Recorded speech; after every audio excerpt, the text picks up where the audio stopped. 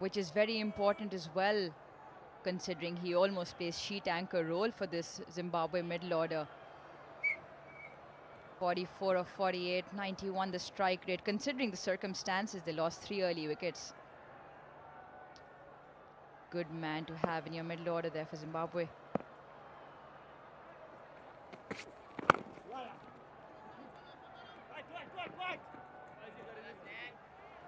It's a very useful pair for Zimbabwe because over the years they've enjoyed each other's company. They average 50 as a pair.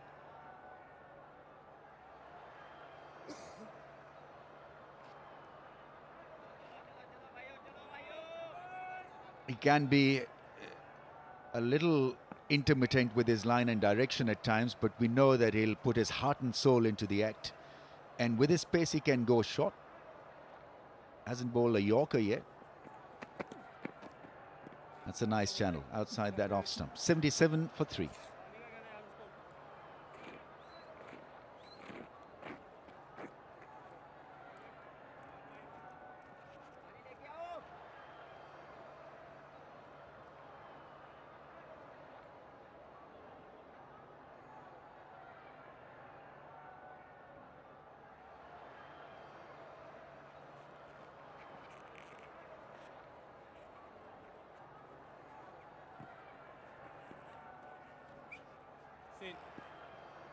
To you.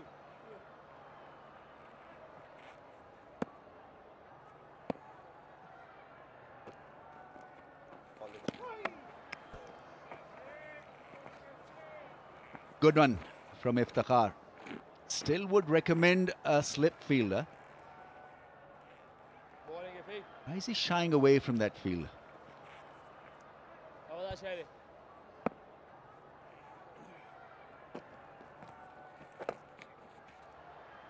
Into the gap, that is well struck.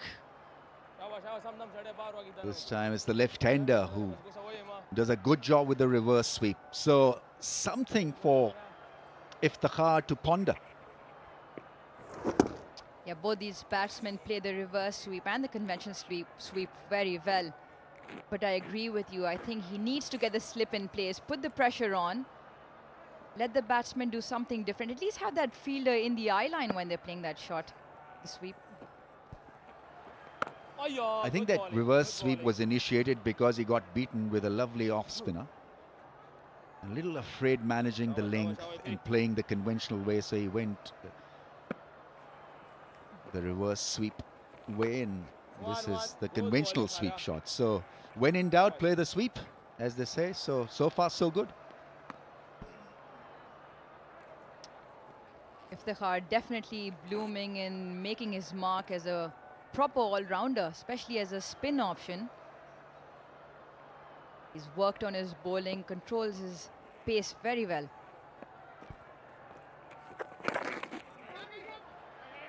Ah, lovely. Vabria's 100% commitment.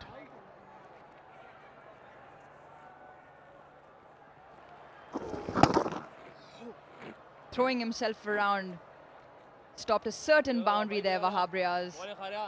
It's good to see that from the experienced players as well. Yeah, for a second he was a Wahab Riaz. 83 for 3.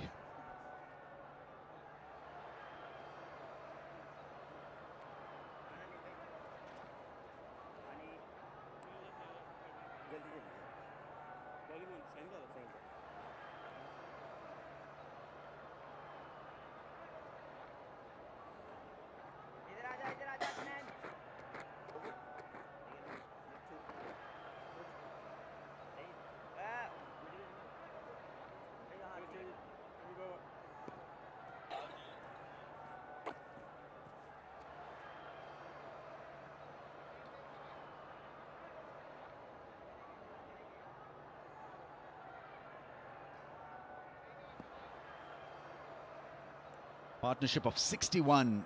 Normally when it's a troubling phase for Pakistan, they call upon their best bet, which is Shaheen Shah Afridi, to provide them with a bit of relief. Just wondering why Pakistan do not naturally opt for a leg spinner in the playing 11. And I mentioned it somewhere else also, Aruj, because we were the trendsetters, Pakistan cricket team, of using leg spin as an offensive art in one-day internationals. Way back in '83, Abdul Qadir was introduced during the '83 World Cup as a leg spinning option when other teams were only looking at the left arm angle or the off spinning angle. And then we went to '92 World Cup with two leg spinners, Iqbal Sikandar and Mushtaq Ahmed. And it pays, because these days all cricket teams are looking for leg spinners to provide them with wickets, because it's an excellent wicket option. Arsenal, and they have the option, Pakistan, in Usman Qadir. So if we were the trendsetters, why didn't we just continue with it? And it is of great value to have a leg spinner play against Zimbabwe, for example. Difficult to pick off the arm, off the hand. And they would have clearly struggled, I think. Especially where the modern day game is going, the leg spinner is, and has always been, a wicket-taking option. They have Usman Qadir in the side, and they've got the upcoming Zahid Mahmood. He's been creating havoc at the Quaid-e-Azam Trophy. So we've got the players who can provide that wicket-taking option, the attacking option. And I think most teams now have a regular leg spinner in their playing squads. Even if they have half a good leg spinning option, they still are employing it. And whilst we are spoiled for choice when it comes to leg spinners in the circuit, and against a team like Zimbabwe, you're not really exposed to quality leg spin bowling. I think it would have worked extremely well and would have given confidence to the young rookie bowler as well. Points to ponder maybe for Pakistan.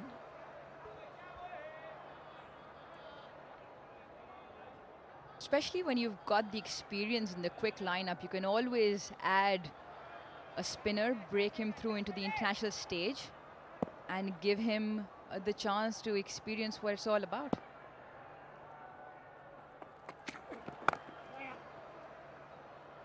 A nice single of the last ball of that over, and after 20, 85 for the loss of 3 wickets, Zimbabwe.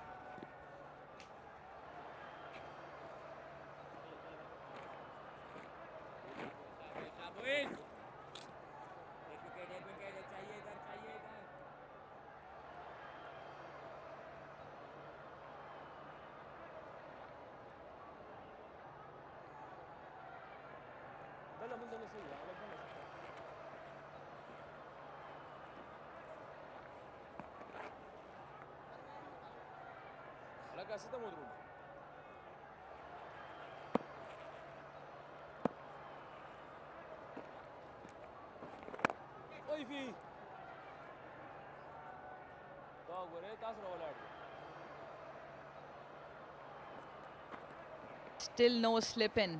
I think it's important to just have the man there. At the moment, Zimbabwe's got a very good partnership going.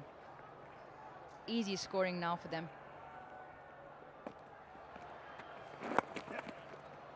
As we all know, I mean, Zimbabwe is an ideal team where you can expand your range and experiment a little bit with your imagination. So, a good team where you can challenge yourself with different methods and strategy and selection. You see, that ball is gripping and spinning. It doesn't have a lot of grass, and in the middle of the innings, if you bowl with a bit of flight, there's every likelihood the ball will turn. So hence the reason why there should be a slip in place. Oh yeah, good bowling. And that'll make him think aggressively also. Right now with the field that is being given, he'd be looking to just bowl the basic stuff and not experiment with his line and direction and trajectory. So the psyche changes completely. If you give a spinner, especially an attacking field, he'll bowl accordingly. Was that a drop chance? Was that a nick? Well, let's have a look here. Oh, dropped well in front of Rizwan there after it. Ayo! Nice flight from Iftikhar. Just 2 runs in that over. 3 down for 87.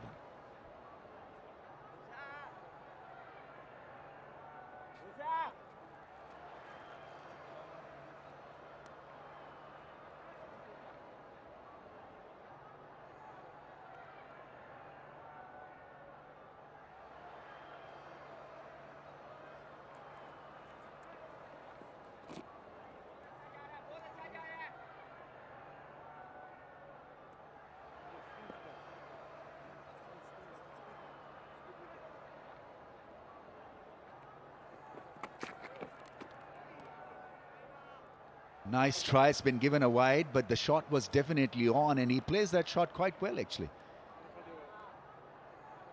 A lifter from Shah Afridi, and Brendan Taylor almost inches away from getting a 4 at least, if not a 6.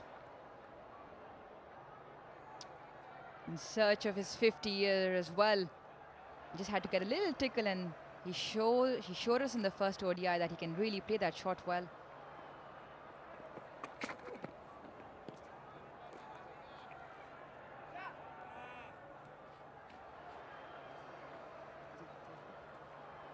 What an ambassador for the game Taylor has been for Zimbabwe and for world cricket. He's having a tremendous series here as well. But obviously lots to do in the context of the game. He'll want to push this score into a much bigger one.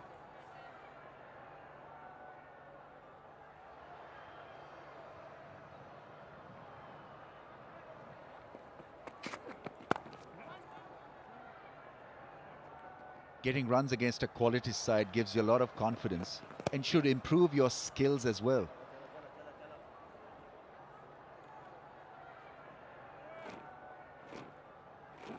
Remember when we toured India way back in the mid-80s, the challenge was to play spin, and some of us guys weren't very good against spin, but after the series we became so much confident and had great self-belief to take on any spinner in world cricket. But the idea is really to use that experience into your game and future series. It can't be just one-off effort and then forget about the challenge. It should enhance your batting skills.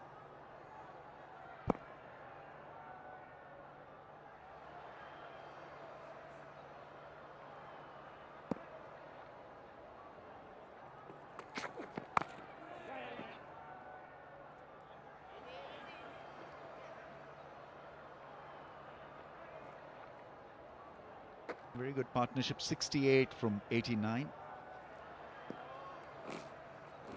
They need to bat long. This innings is still very much young in batting perspective. But they need to spring a surprise on Pakistan. That projected score right now is looking around 207, between 207 and 260.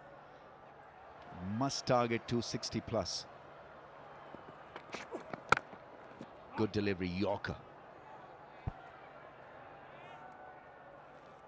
Well, I'm sure they're going to look to get something over 250 to challenge the Pakistani lineup. At the current trade, they'll end up with 206. Won't be happy with that. They'll want something around the 265 mark to challenge Pakistan. But they've got the 2-man in the middle to do so.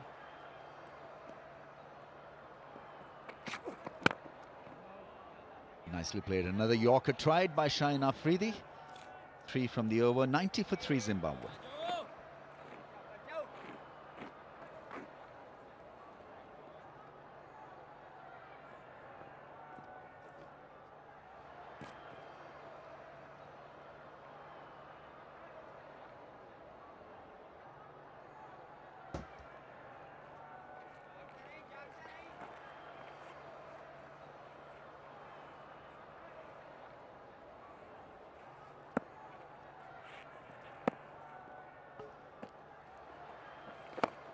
bowling, bowling.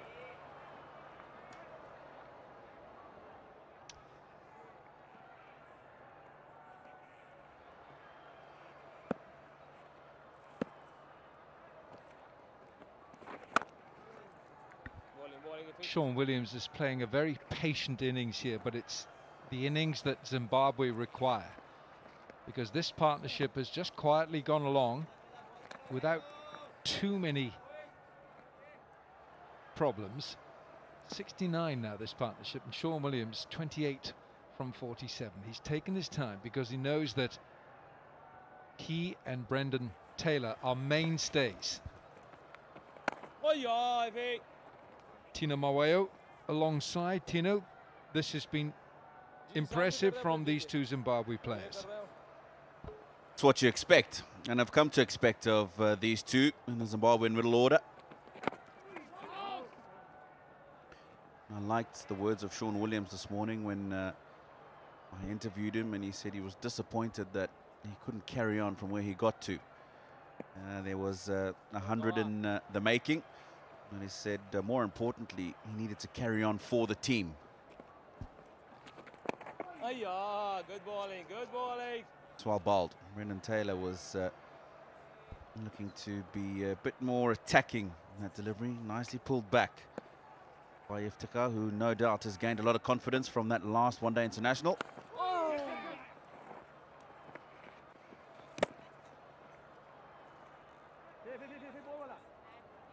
92 for 3.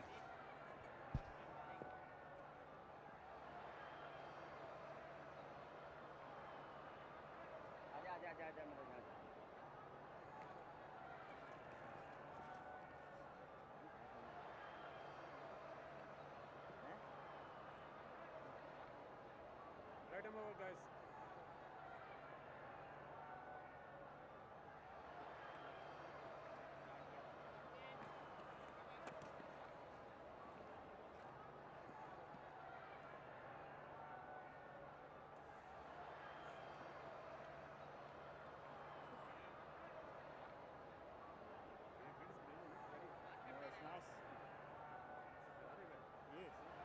Well, the pressure is maintained because Mohamed Hasnain is back now. 5 overs, 3 for 6. He's ripped out the first 3. Taylor, 1 short of a half century.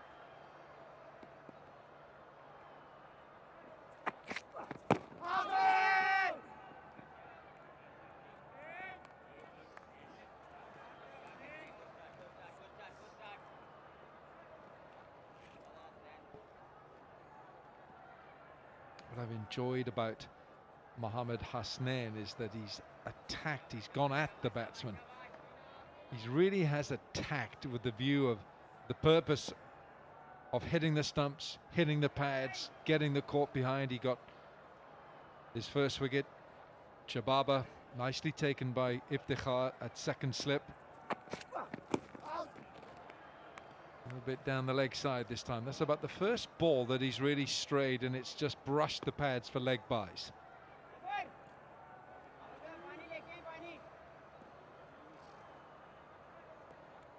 Leg byes. So Brendan Taylor will have to wait a little bit longer to try and get to that half-century milestone.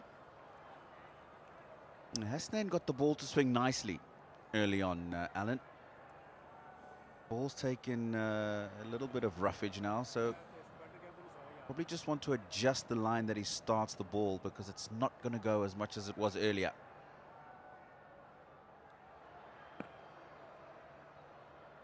Probably start on that off-stump line. If it does go a little bit, it's just outside.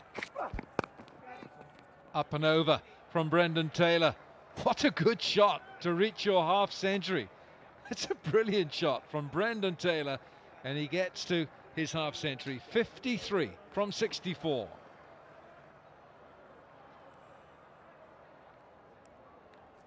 Hasnain this time short in length and a bit of width. Brendan Taylor will take advantage of such deliveries. He's in such good form. Made sure he got under it, over that man at backward point and wide of the man at third man. 100 up for Zimbabwe with that boundary as well.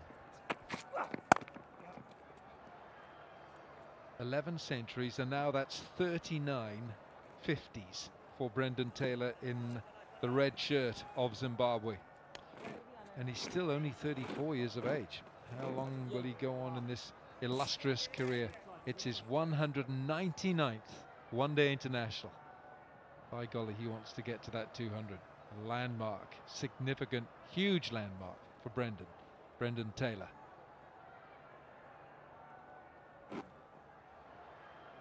Harare born and plays for the Rhinos back there in the domestic tournament.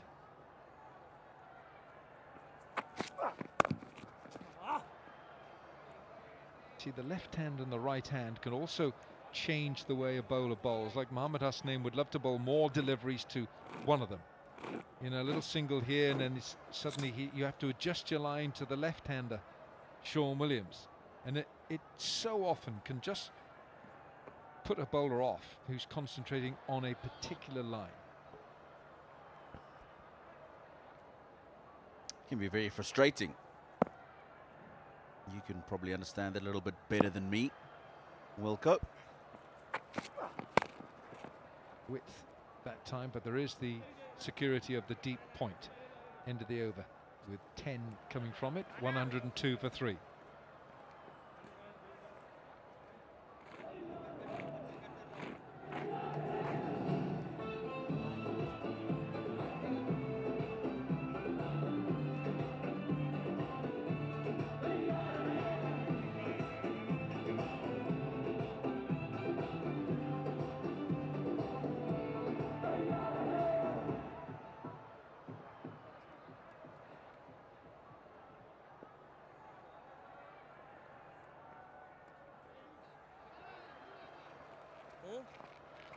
Mohammad Hasnain ripped out the first 3 wickets, going at 0, 4 and 22.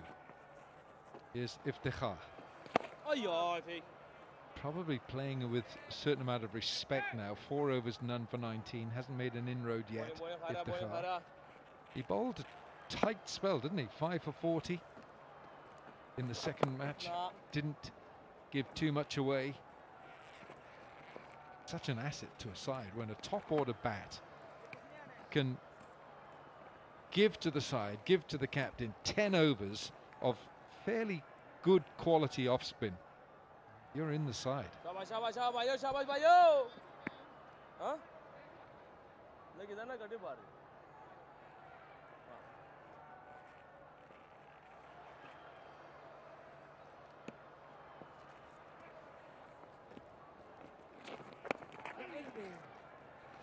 Doesn't often do that, does he? Brendan Taylor doesn't venture down the pitch too often. He likes to, if he does give it a big clatter, he likes to do it from within the tram lines, the crease.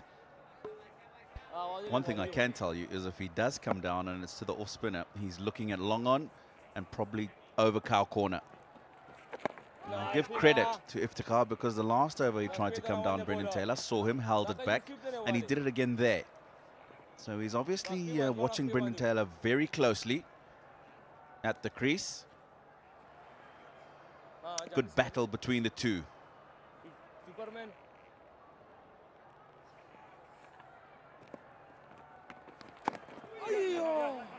It's a little different there. Just see how he worked that leg side. He went across his stumps. That's your territory. It is. Yeah, I like how this partnership's developing. It's 84 now from 108 balls. You quite rightly say they haven't set the world alight, but they had to work from a position of 3 down for 22. Taking it to 106 now.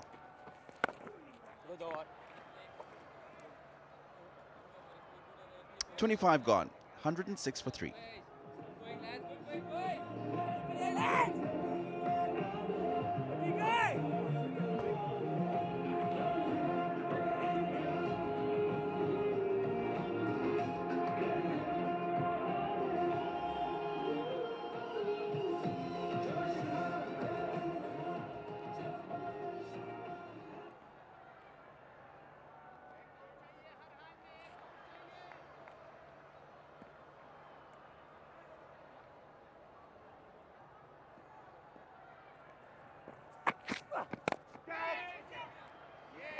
gone. And that's a 4th wicket for Hasnain.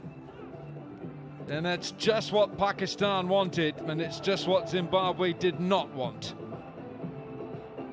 And that's just the reason why Babar Azam has brought Hasnain back into the attack. Partnership looking very good, threatening. And Brendan Taylor giving away his wicket. Kush still takes the catch at a short catching cover. Brendan Taylor, a good knock, though he'll be disappointed. 56 for him. Zimbabwe now 106 for 4.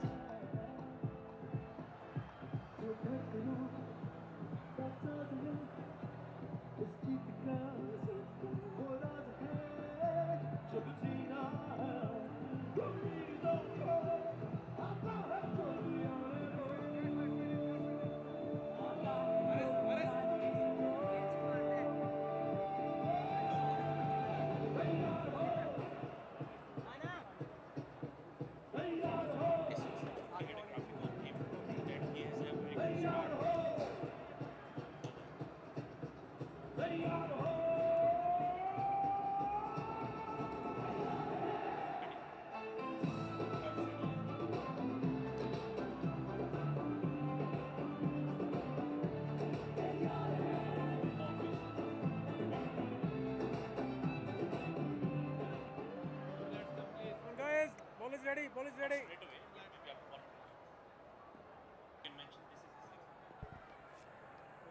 Wesley Madivere playing only his 6th match. The average is healthy. He's got 2 50s already. Strike rate is heading towards 90. And the best at 55 in the first one-day international here, where he put on over 100 with Brendan Taylor. But he's got to grow and mature overnight, it would seem. He's 20, but he's got so much to offer. Oh, this is great. This is what international cricket is about. It's the young face of Zimbabwe cricket against the new young tyro of Pakistan, bowling quick at him. 3 of them. Shaheen, Musa Khan and Hasnain against young Wesley. Against a very young and confident Wesley. Was sprung into international cricket earlier in the year in Bangladesh and gave a very good account of himself.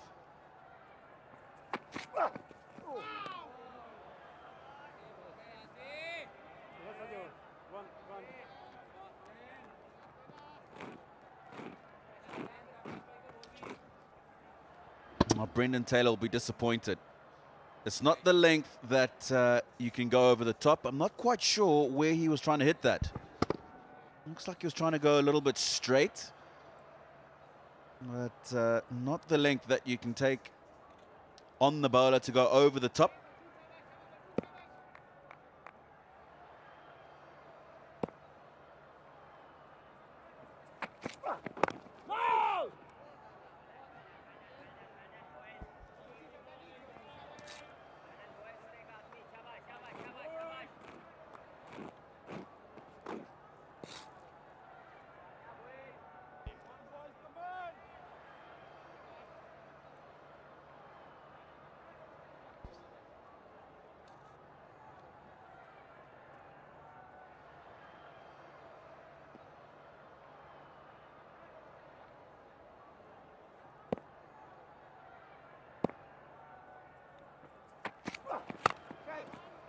Nice looking stroke from Sean Williams, a stylish player. All eyes now on Wesley Madivere.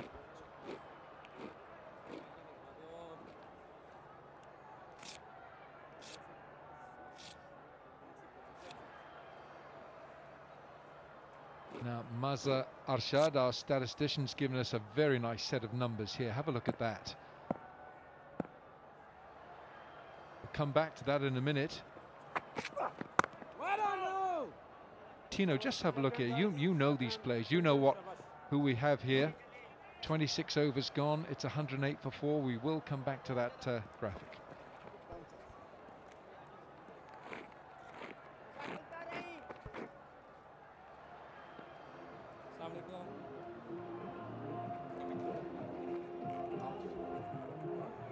So Wesley Madavere, at 20 years of age, he scored 194 runs in his first 5 ODIs. Only 2 Zimbabweans have had a better start to their ODI careers, and they are Andy Flower and Chamu Chibaba, current captain, who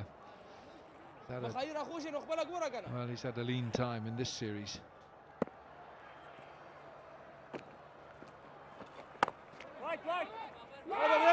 Fielded. Babar Azam making his presence felt.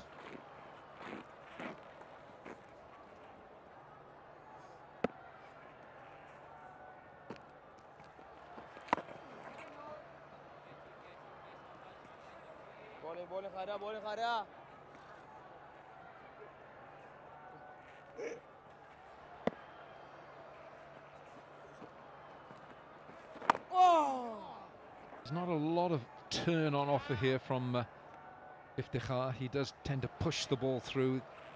Many of them just they drift and they go on in a straight line. You see that again. There's not a lot of torque, T-O-R-Q-U-E. There's not a lot of torque, T-A-L-K, at the moment.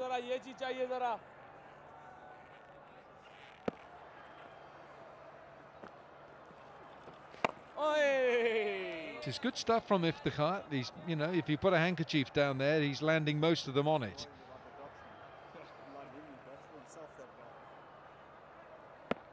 5 dot balls.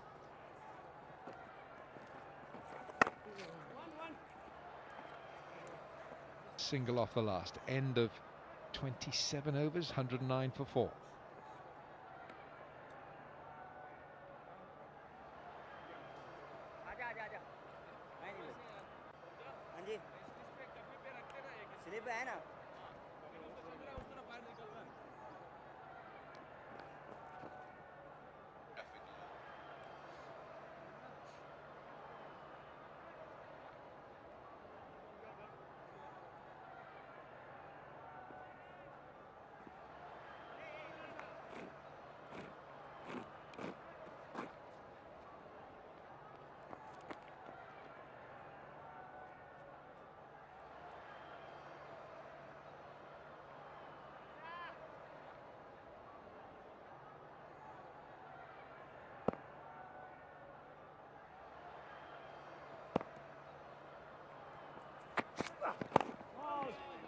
The Hasnain, 4 for 14. So we were talking about young Wesley Madavere, and these numbers just bear testament how good he is. Well, how good he is so far. He's in esteemed company. Wesley Madavere, 194 runs at an average of 39 at the moment. Only Andy Flower and Chamu Chibaba above him in the first 5 ODIs in their career. 100 for Andy Flower in there, 2 half-centuries for Chamu Chibaba. So he certainly has had the right start to his career. And as I said, I've really enjoyed watching him so far. And look at David Lord Houghton. Mark Decker used to open the batting for Zimbabwe in Test cricket in particular. Got a record, carried his bat through a Test innings against Pakistan as well. And Davy Houghton. Well, perhaps we should have another graphic. Tino Maweo carried his bat through in a Test against Pakistan. That was in Bulawayo. 163 not out. Well played, Tino. Thank you. 3 people have done that, actually, including Grant Flower. And that's what Sean Williams has got to do here. He's got to do the same. He's got to dig in there and stay there.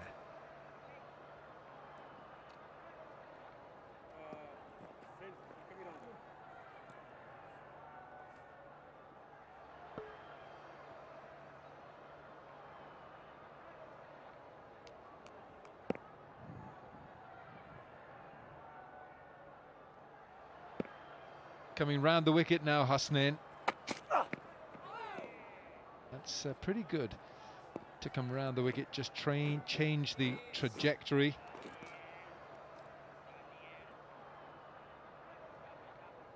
Well, you see, it's the top of the order that's a problem for Zimbabwe.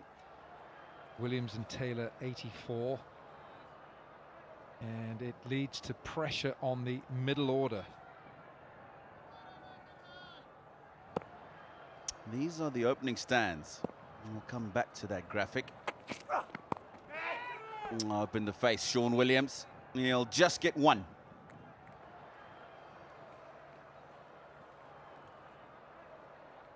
This is the opening partnerships for Zimbabwe in their last 10 one-day internationals, excluding today. There is only one score above 20.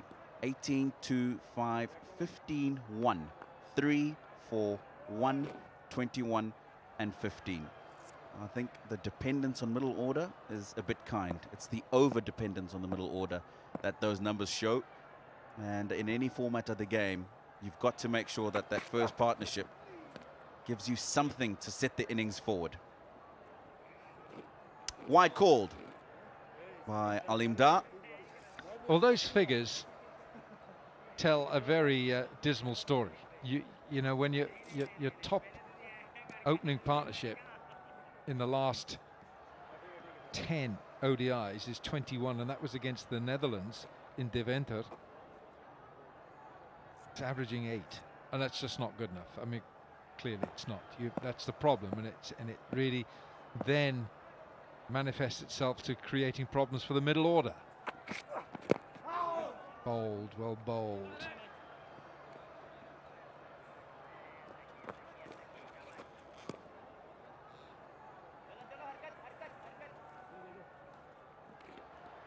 .28 gone. It's 114 for 4.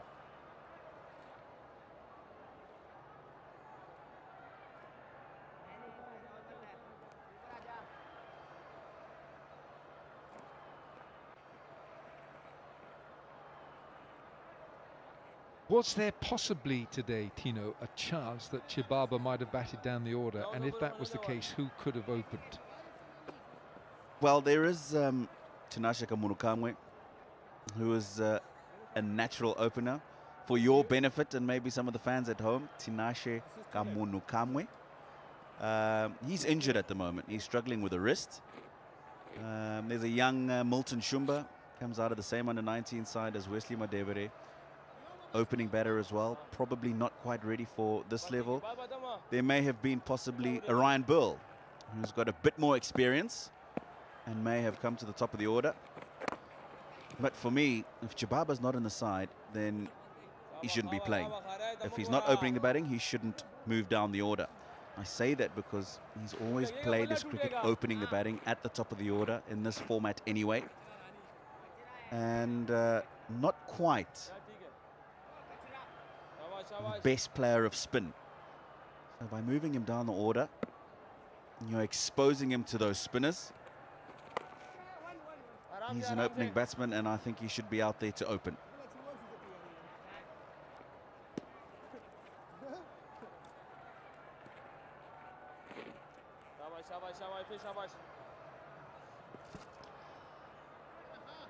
Sean Williams hasn't used the sweep too often today, certainly not against Iftikhar.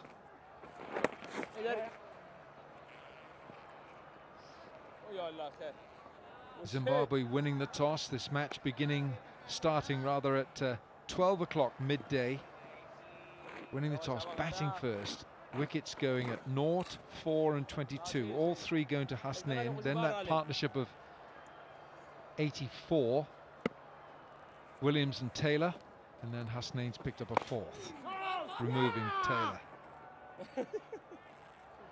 Mohammad Hasnain has been an inspired selection today. Haris Rauf sits this one out, and Mohammad Hasnain has been selected. Short, drags it down this time. Iftikhar might have got into the mind of Sean Williams and thought, well, he's going to come at me. So that was a nice bit of cat and mouse.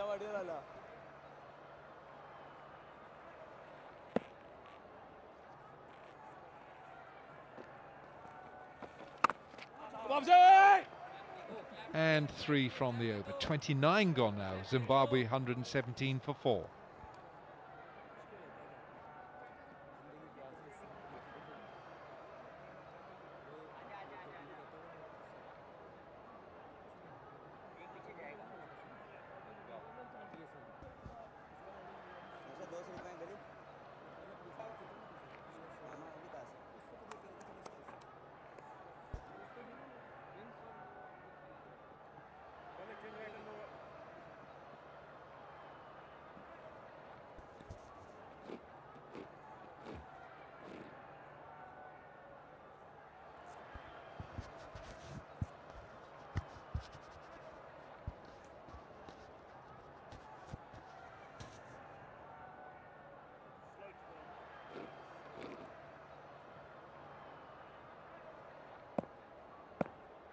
Musa now.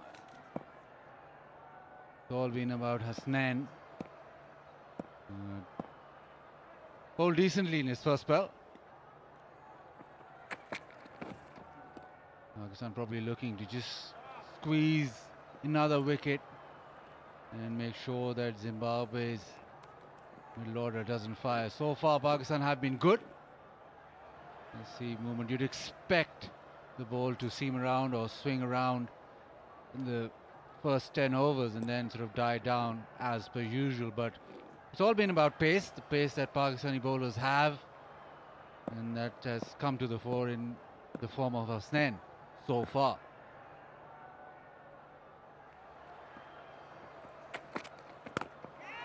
Full shot. He's been very good at anything short. He pulls it in front of square. We've seen this throughout the series.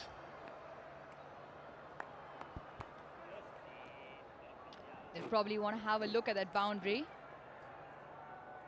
The fielding effort there seemed really close to the rope.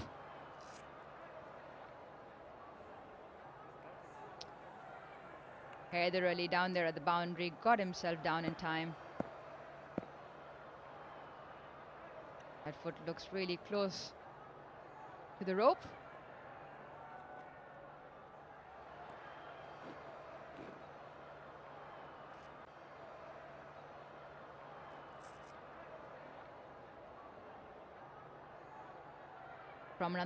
From another angle now. Just trying to see whether that back leg brushed the rope on his attempt there. And what do you think? I think there's slight bit of contact while he was holding the ball. He's done well here, and then it just slides to the rope. Decide for yourself if that's touched the rope or not.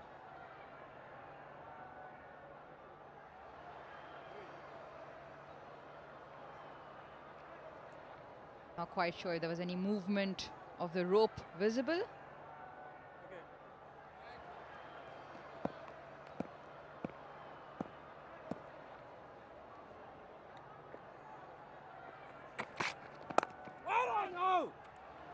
But it's been a theme of the series. Whenever Zimbabwe have threatened, Pakistan have come back strong, especially with the ball.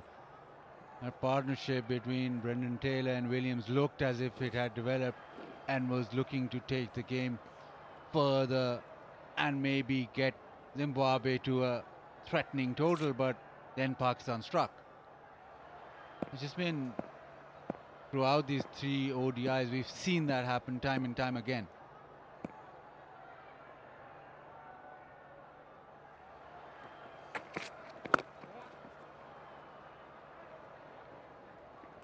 It's been the story for Zimbabwe. Every time they look like to get a move on and Pakistan delivers the goods.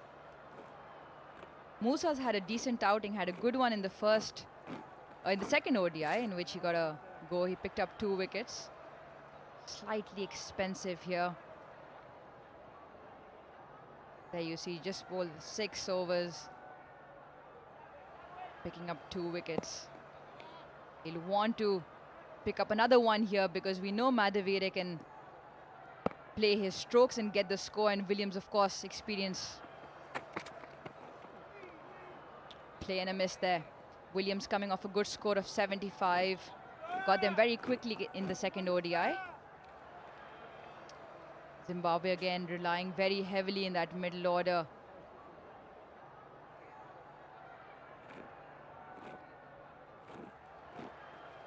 Obviously, a big score is an incentive, but there's another incentive. Hit that bullseye, you get $200. Jomo. It'll be a difficult shot. Extra cover for the left-hander. You have to play one of the best shots he's ever played.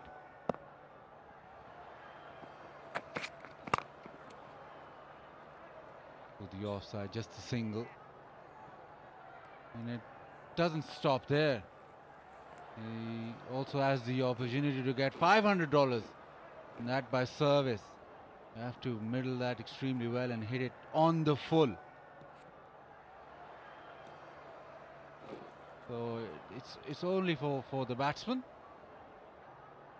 Nothing for the bowlers. No bullseye for the bowlers. I like one on middle stump also, just halfway on middle stump. Anyway, that's the way it is.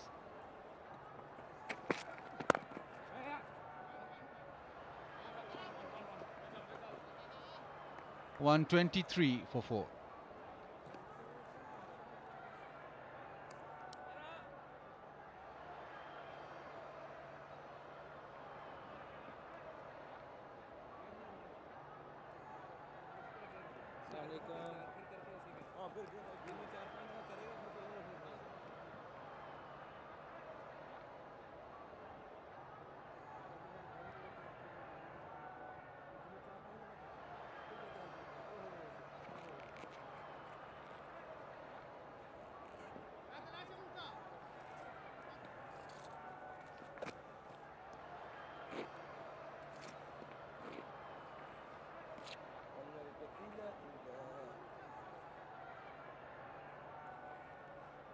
One, two, three, four. Not me rehearsing my numbers or my counting, but it's the score on the board. 123 for 4. Goes across the line, gets away with it. What an effort there from Shaheen. Went up in the air. Shaheen picked it up early, was off the blocks in a flash. But all in vain in the air. Let's have a look. Oh, good effort. We've seen him take a wonderful catch diving forward in the second ODI.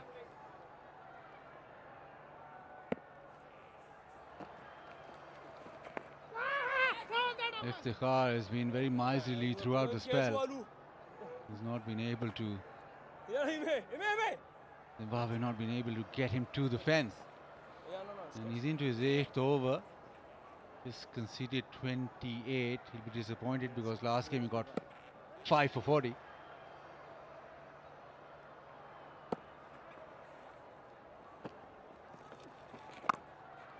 Goes leg side this time. Gets the gap and gets the boundary.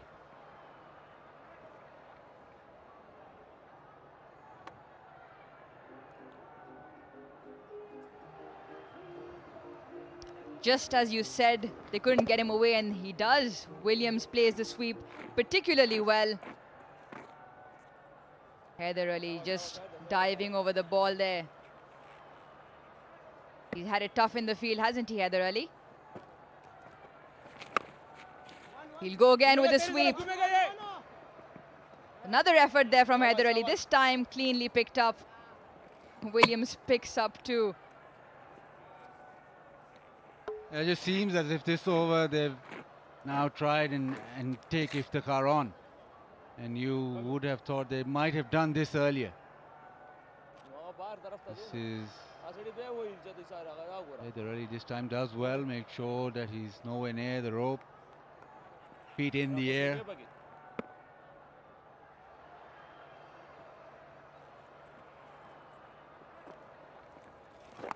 The reverse sweep now gets the gap, and Williams now dealing in boundaries.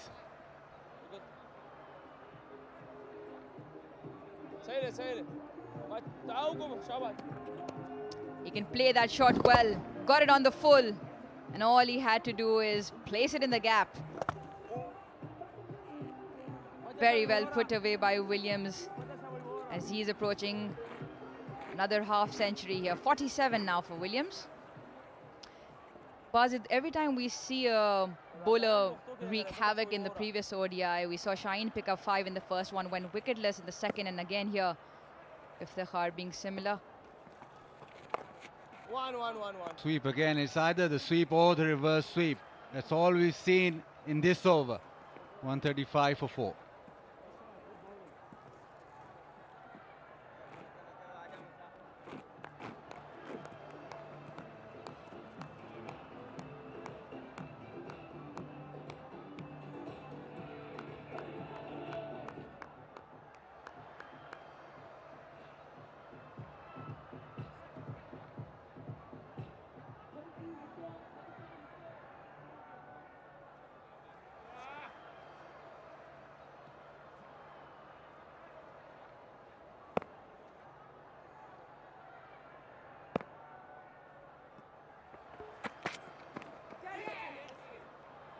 As that carried, seemed as it is the bottom edge. Musa was out celebrating, but I don't think that actually reached his one.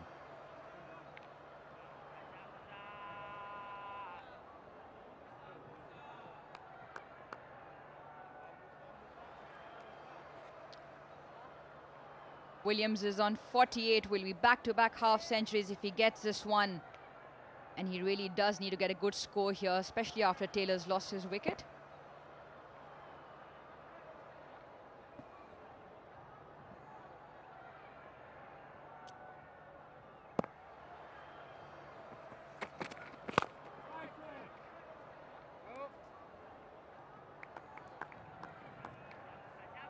Williams holding this innings together, but Pakistan today played the 5 bowlers, well, 4 bowlers if you count Iftikhar as your front-line bowler, yes, then 5 bowlers.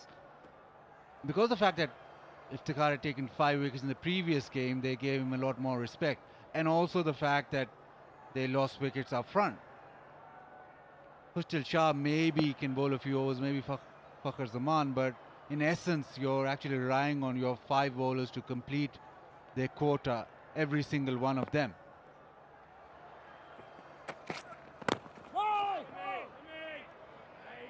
But once you see that, you straight away think you want to attack the 5th bowler, you want to put pressure on the side, because then they'll have to go to plan B and maybe pressure on the frontline bowlers. But you mentioned the fact that he'd got 5 wickets in the previous game. That has played on the minds of Zimbabwe. I'm sure they must have done their homework on Iftikhar as to how to play him. But yeah, you mentioned it correctly. They only have the 5 bowlers to go to. So if any one of them is having a bad day, Babar might struggle with who that potential 6th bowler could be. Short and pull in front of square, and that's fizzed away to the fence. Williams is back-to-back 50s. 33rd half century for Sean Williams. And does he bring it up in style? 3 centuries to go with that in his ODI career. It was short. And he played it off his front foot, more importantly in front of square. No man back on the ring there, on the boundary. Brings up his half century in style with the boundary.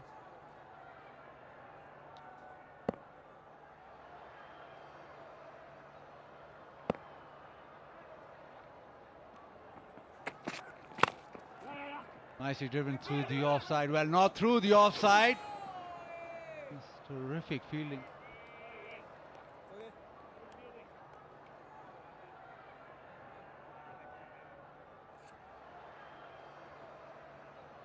Iftikhar at cover. It was struck really nicely, and he almost thought that he was through.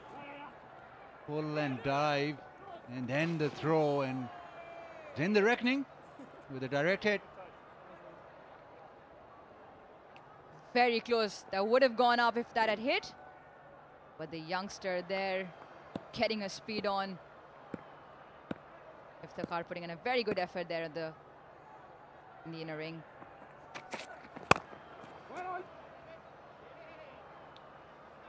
Got ball to end the 32nd over. It's 140 for 4.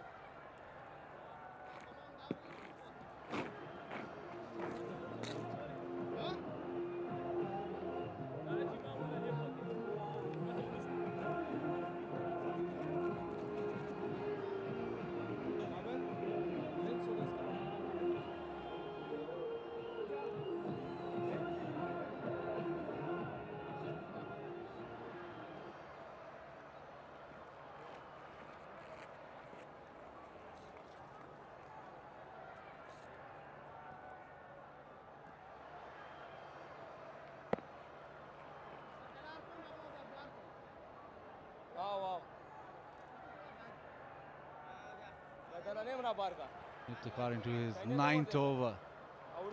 He's paying attention to the deep square leg because Williams has preferred the sweep.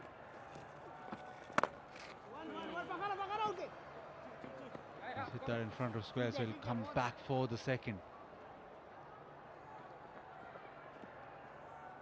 But about 18 overs to go. Yes, they're 142 for 4. If they just cruise along, they might just get to 250, but you'd think that wouldn't be enough.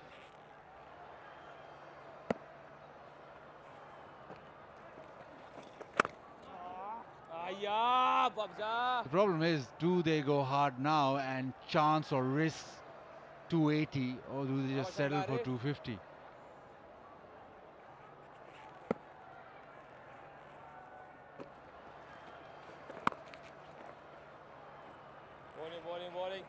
Well, they've upped their scoring in the last 5 overs or so. The last 30 balls, Zimbabwe scored 32.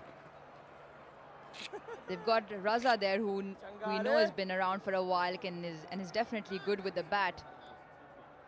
He does have a century against Pakistan as well, but not quite sure the tail's got that firepower that requires that flair at the end. Down the track, and he smashed that into the fence. Glorious hit from the youngster. Continues his expression and flair in the wicket. Fearless. The off spinner turning the ball back in, but it didn't matter because he's targeted at mid-off and cover region. Just slaps it through.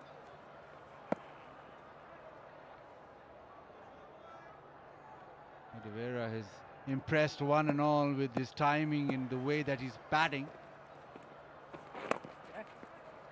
Well, the question for you, maybe just you put your coaching hat on and say, look, 148 for 4, yes, they have a long tail, but the only way that you're going to beat Pakistan if you take a risk. And the risk reward is such that if you just sit back, maybe you're playing into Pakistan's hands.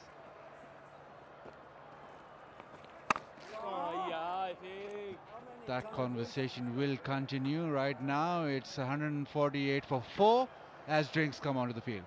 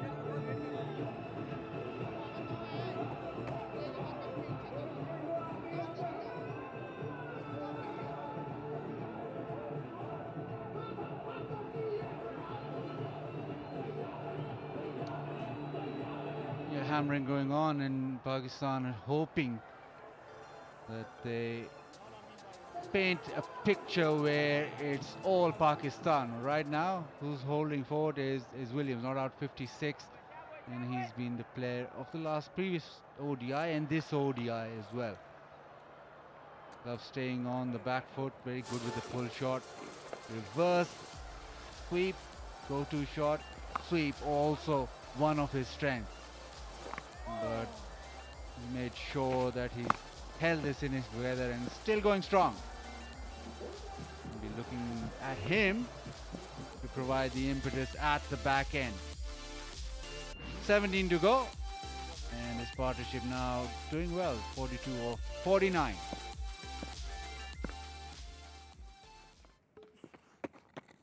Wahab Riaz back in the attack. So 17 overs to go, and just before the drinks break, there's a conversation. I asked Aruj to put her coaching hat on. She's got so many hats that we tend to ignore the fact that the knowledge that she has about cricket. But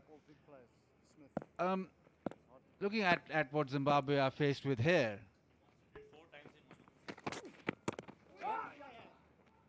$148 for 4. Yes, you bat out the 17 overs, you get to, well, 250, 260.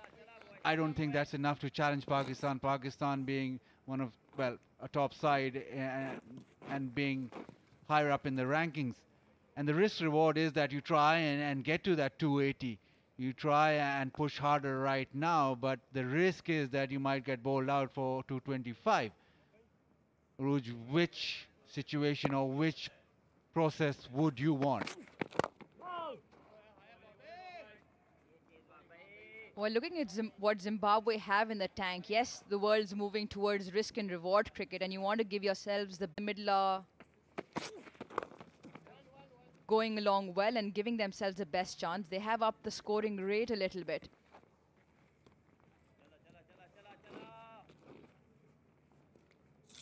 So yeah, we look at 8 and over from here. 281 is what ideally they'll be targeting or would like. But again, given what they have in the tank, I believe giving this partnership the best chance in the middle and then to take off at the end.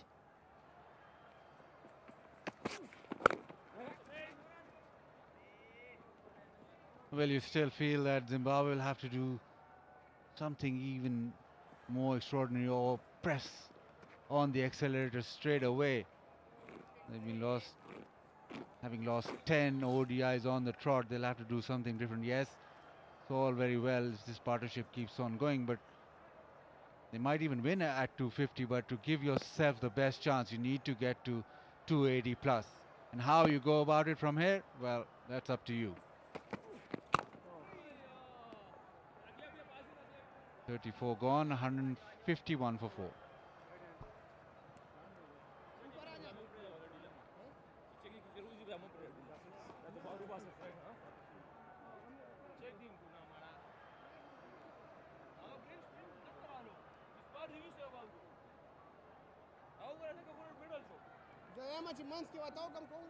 हाँ सही है मंदम ठीक जाता बाहर करे और check एक भी आया तो आता चेक को करना चेक करे खुद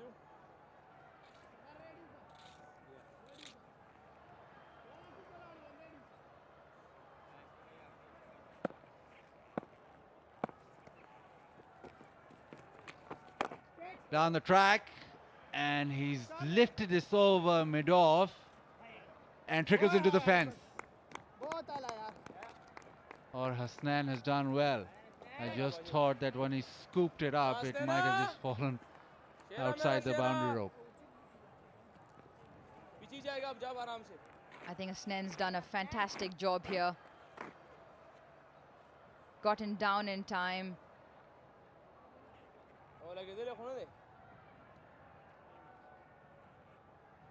I have another look here, but I think he looks so... Checking when he picks the ball up, whether his hand's touching the cushion, and it looks like it is. Confirmation there on screen. Madhavire will pick up another boundary. He saw mid-offers up in the ring and executed that shot really well. His partnership is now 49.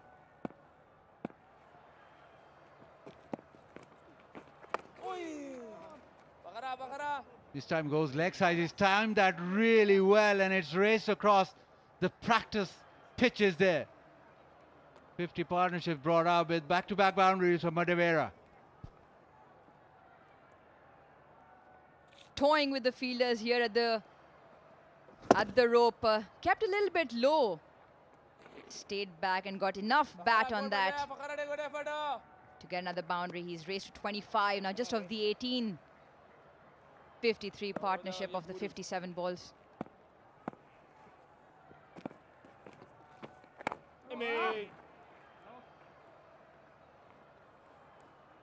Madavera, very impressive the way that he's tackling Iftikhar. He's got mid-off in the circle, so he's making sure that he hits it straightish. And then he relies on pumping it leg side. So 9 off the first 4 deliveries. Can Williams now do the usual reverse sweep to the fence?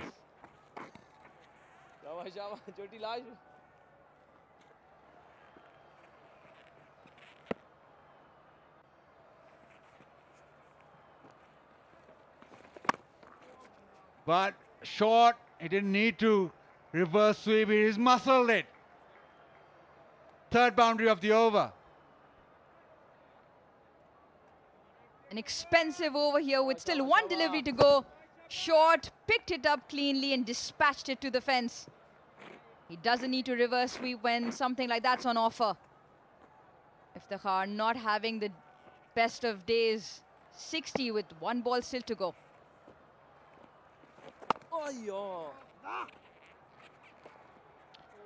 Good over for Zimbabwe, 13 off. It's 164 for 4.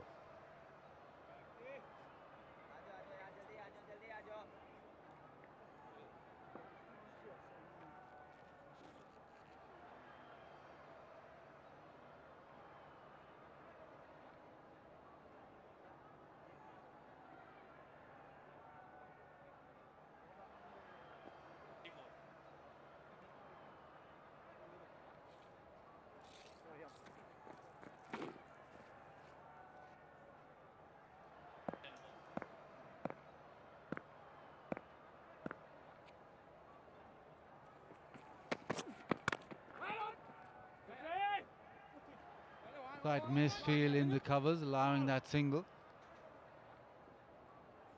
First class cricket also taking place in Karachi. A lot of cricketing taking place. You switch channels and watch first class cricket, and is ODI cricket right now in front of you.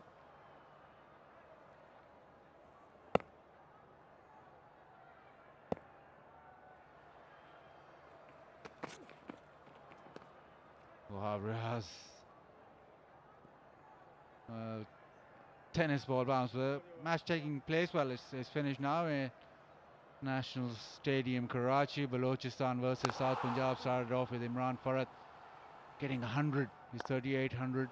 Shan Masood got a 50, and Yasir Shah got 3 wickets, but all in vain because South Punjab, after a great game, won by 4 wickets.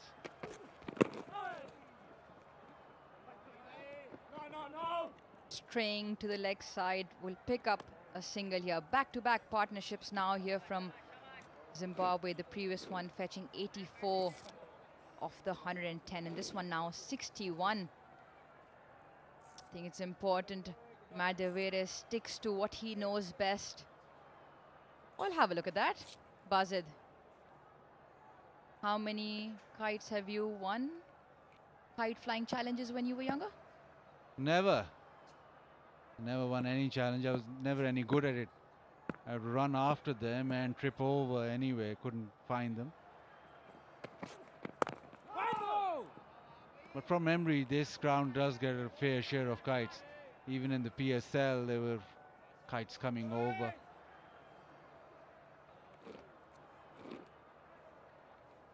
And I think Karachi, same amount. but over here they pride themselves in making the toughest thread ever.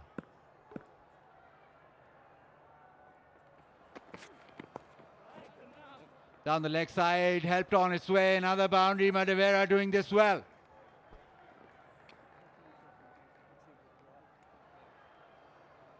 Wahab struggling with his line here a little bit. Again, slightly short and leg side-ish to the right-hander. Just had to get bat on that. Fine leg had no chance.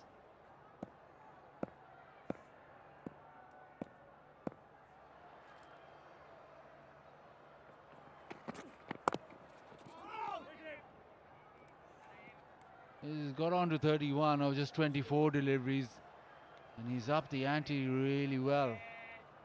4 boundaries, and I think he's got the instructions, or maybe he's just thinking that he'll take Pakistan bowling on, but last couple of overs he's stepped on the gas.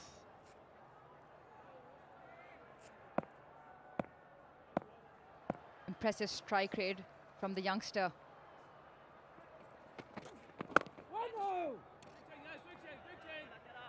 36 gone, it's 171 for 4.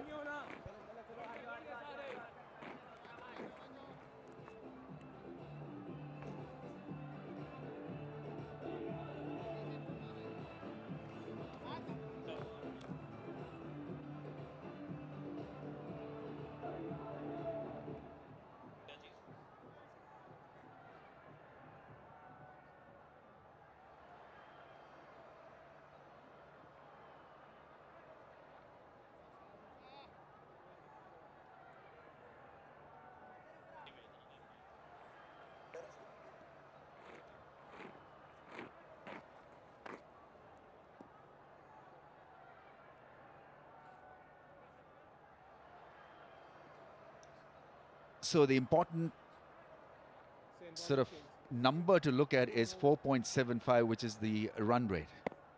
So the last few overs need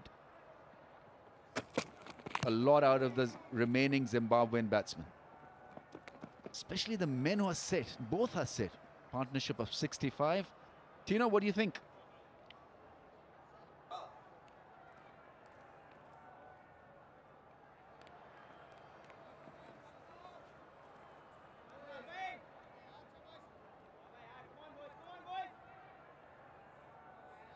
At the moment, the guy's looking pretty good, Rummies. Partnership 69 from 69. 6 and over really to 8 and over is what they would wish to get from now. It would mean that the two of these would have to spend the majority of the remaining overs at the crease. They've picked up the scoring rate in the last 4 or 5 overs. Nice anchor role played by Sean Williams. He needed to after coming in at 22 for 3. Wesley Madevere once again has looked good. 25 balls for his 31. That's not a bad shot at all. Musa can be slippery. So last 5 overs have produced 40 runs. So the pace is up.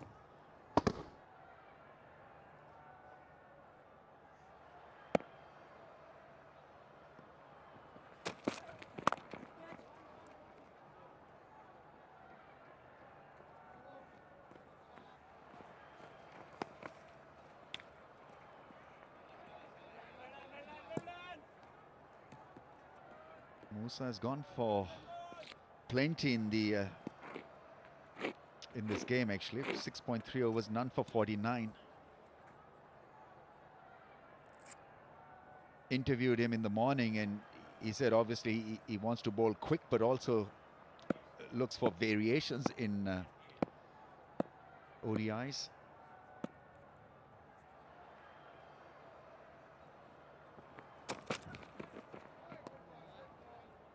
Just got to be a little bit more within the tram line, is allowing them a little bit of width, and is being on the shorter side as well.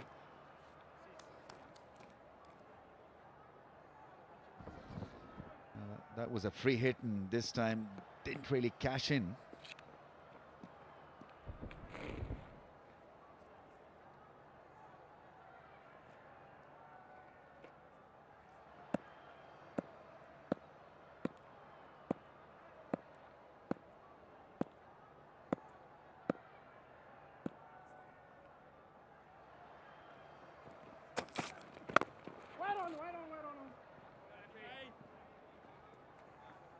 Now you talk about 40-odd runs scored in the last 5 overs, Ramiz, which is good. Scoring rates accelerated when Wesley Madeva has come to the crease.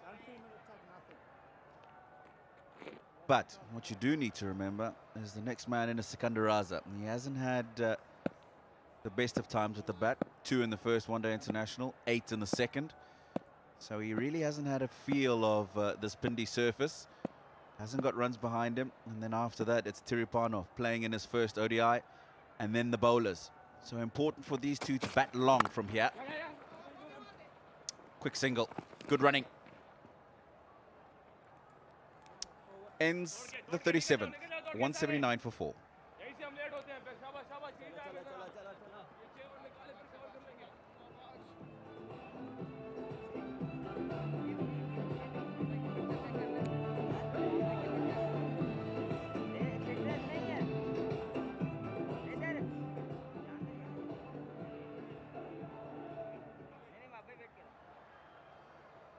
It's a lovely sunny afternoon here, and Zimbabweans are putting up a good show. They need to finish well.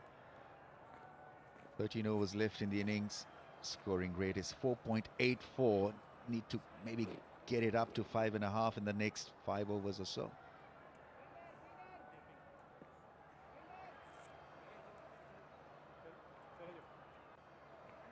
Important partnership this. Important contributions from Williams and Wesley.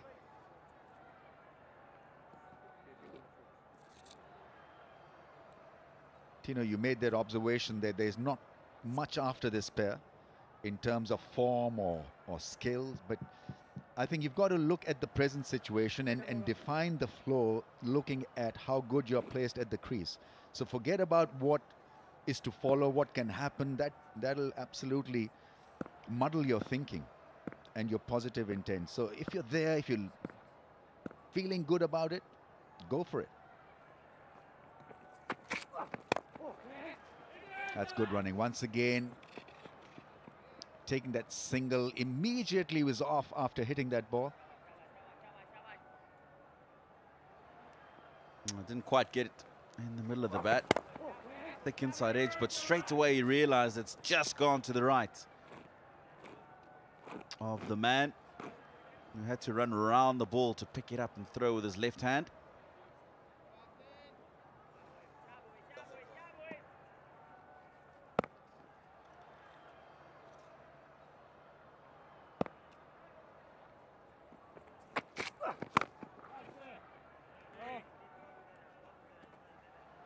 Hasnan was pretty slippery with the new ball. Now the scenario has changed just a little bit, because he's bowling with an old ball, and I'm sure we'll see a bit of variations as well from him. He's been a good success at white ball cricket, does his job in T20 cricket, picks up wickets, can go for runs, but will give you some breathing space with a blow or two every now and then.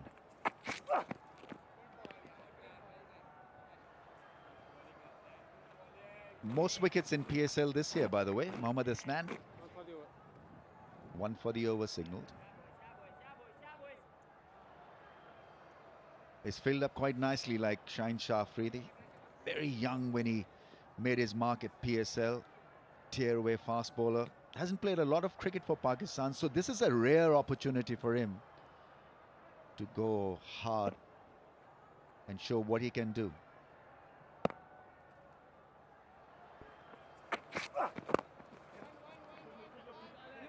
Into the gap, only a single.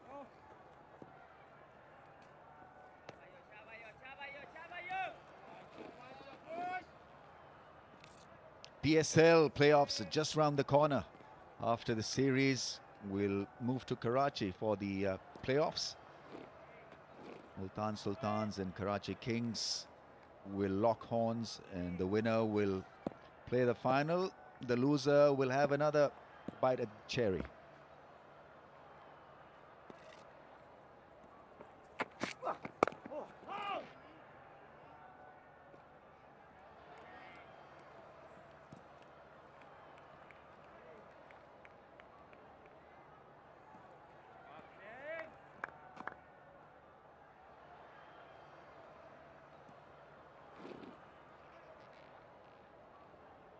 tries hard.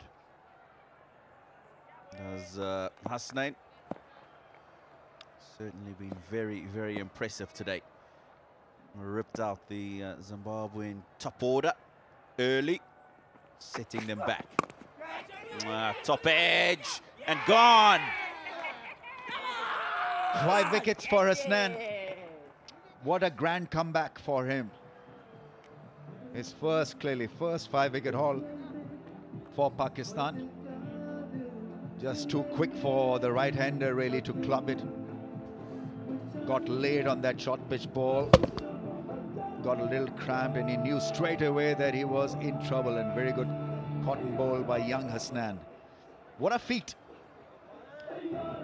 Always good to see a young kid doing well at this level. 33 he got, batted well. 181 for 5.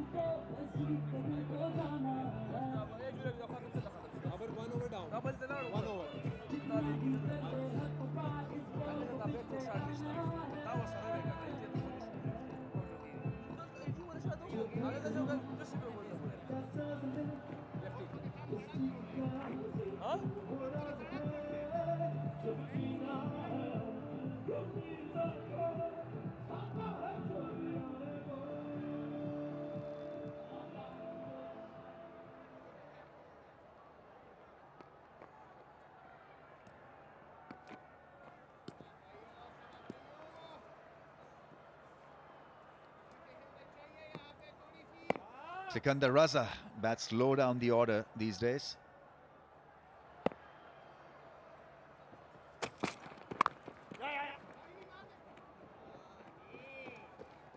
He's been hitting the bat hard all day, Hasnain, and good result for him in the end, getting rid of Settle Wesley, who's looking impressive. Good tumbling cotton ball, picking up his 5th. First 5-4 in his ODI career for Pakistan. Center.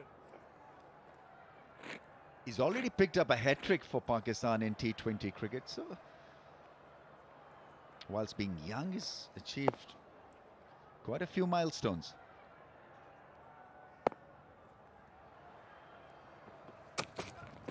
No, Willie.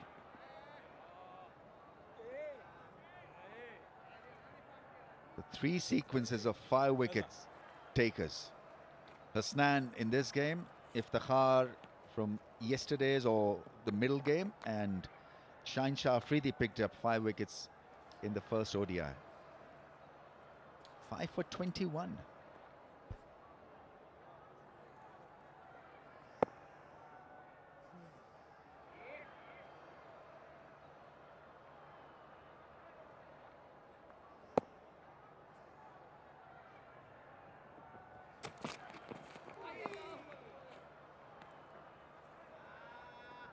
Kept a little low, that one.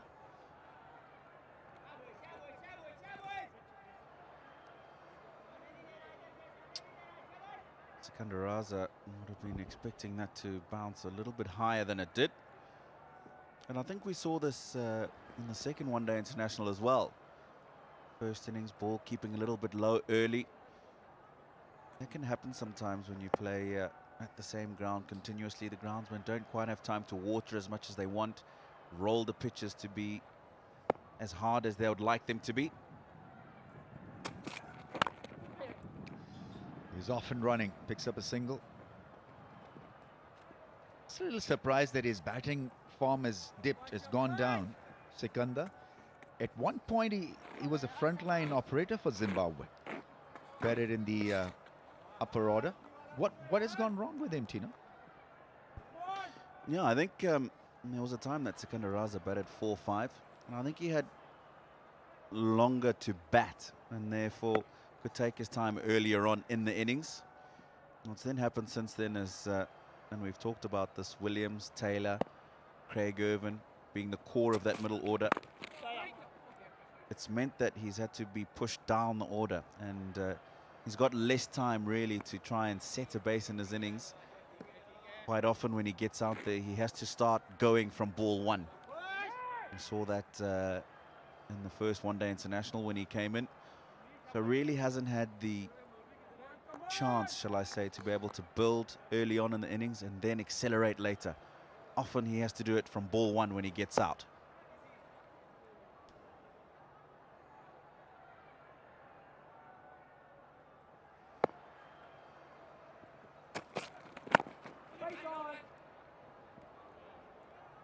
Just 3 from the overs, 3 from the over, 184 for 5.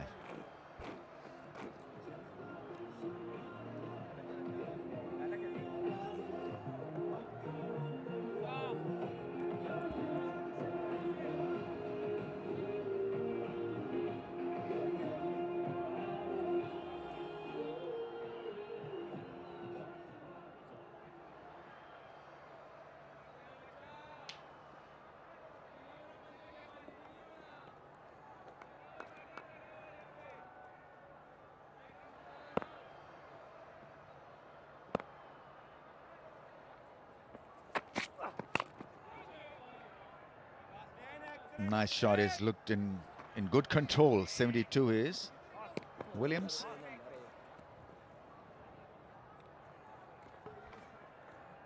Bowling his last over, Hasnan.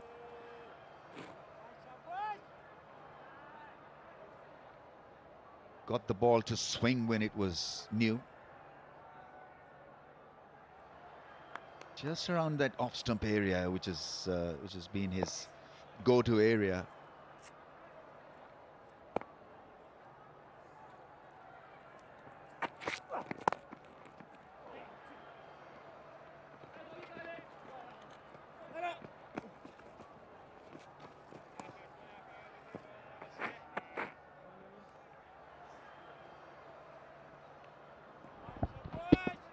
Nicely played in control. Got it past the man at point. I think it was Imamul Haq.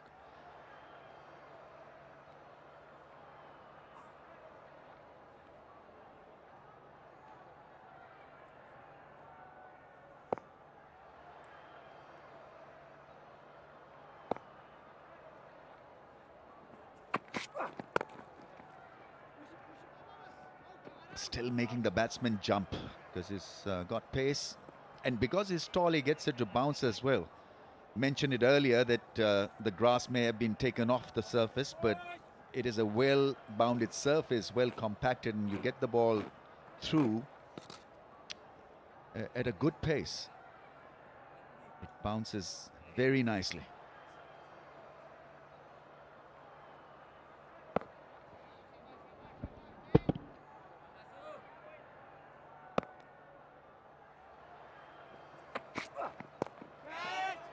Catch it is the call. Is this the 6th one? Is this the 6th one? Oh, he's dropped it. Musa there. Oh, that should have been taken. He had plenty of time really to see it, get underneath it, and then grasp it when it just mattered, and robbing him of his 6th. And this really should have been taken. It looked like he almost panicked when he saw that go up. Didn't get the hands up. Was still moving, didn't get himself in a position and get himself a firm base. He'll be very disappointed with that. Could have been 6.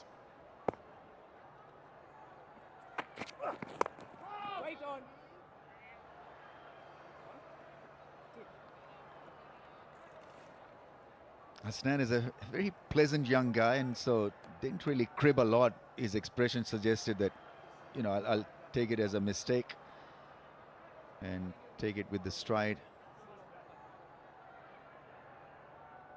But what a moment. Created a moment, and somehow we didn't see the magic from Musa Khan.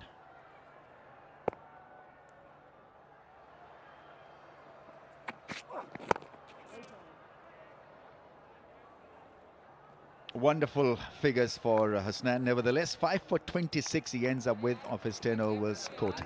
189 for 5.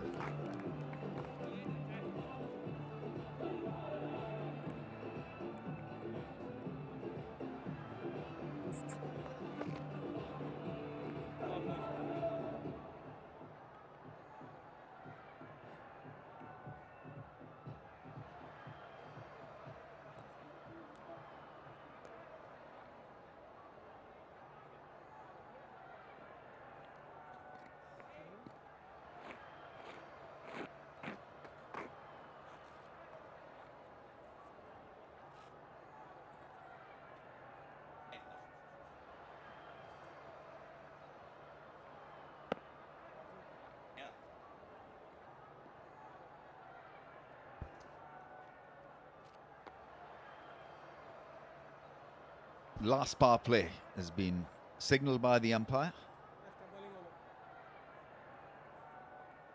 5 fielders can be placed outside the ring. How many have you got? Got 2 on the leg side in the ring and 3 on the offside.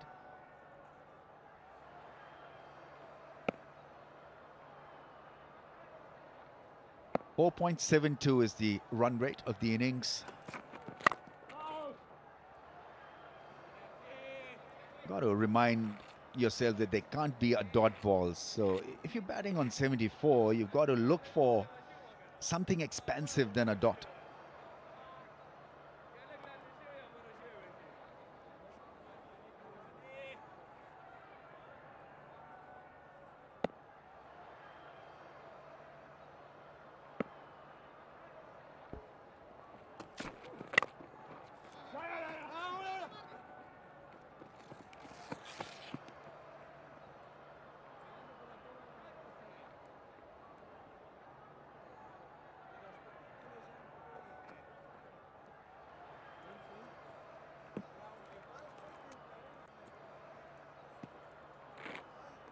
That's the board to target. Incentive for the players. If you hit that board, which is the Jomo players, hit the board and get $200 US.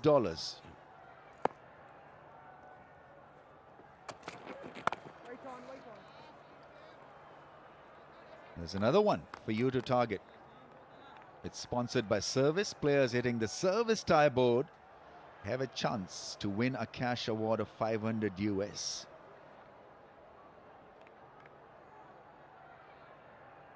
So this is where in respect to the stumps. So flick over mid wicket. That's uppish but into the gap. And we know it's a fast outfield, so that'll travel very nicely to the fence. He's not happy. There's Shaheen. I think Sikandar Raza for a moment might have had his heart in his mouth, but he's found the gap.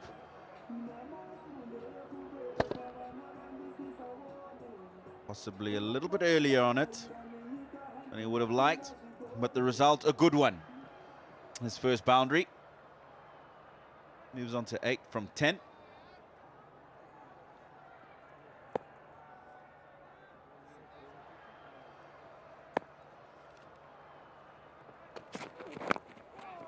Oh, moved across the stumps and somehow managed to flick it away towards square leg.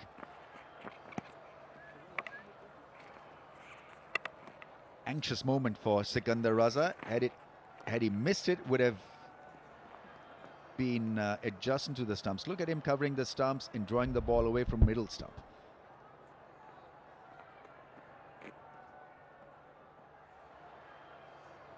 No problem with maneuvering around the crease. If you're going to make sure you get in front of your stumps, make sure you get bat on ball. And that's exactly what he did.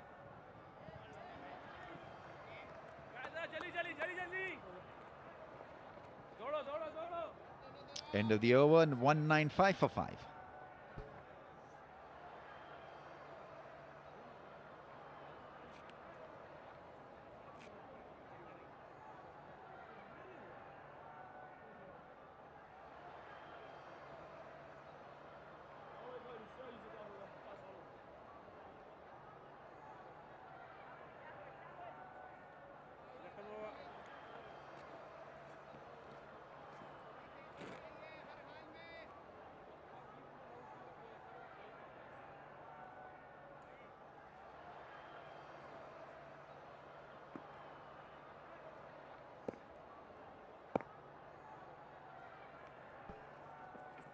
Wahab is in. Starts off with a fuller delivery. Economy rate of 4.22. He hasn't picked up a wicket yet, Wahab. And this is the phase where he likes to bowl. In the last part of the innings, he's a good death bowler. You'd see him try to york the batsman, get some reverse swing, lowers his hand and can bowl from around or over the wicket angle. Shot. 200 comes up for Zim.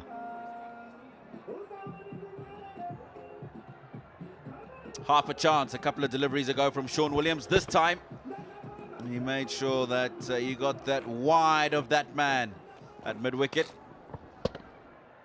Vacant spaces behind him on the leg side. Helps himself to fall. Change in the field. The man at mid-on going down to long on. And that's the 50th flit for Zimbabwe. This last 50 taking them to 200. And the fastest of them all. It's 47 balls.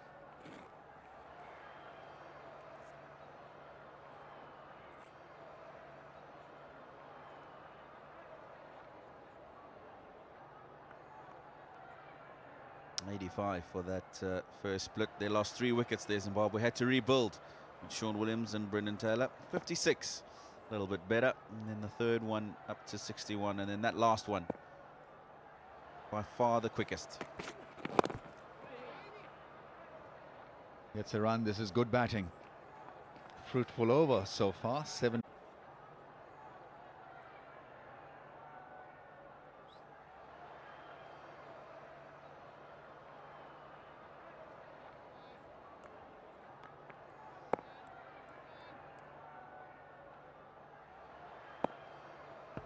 Afridi in his 8th over. Quick. Become an effortless delivery. Because he's tall, he'll get the ball to bounce always, but his short pitch stuff can be lethal and can surprise you.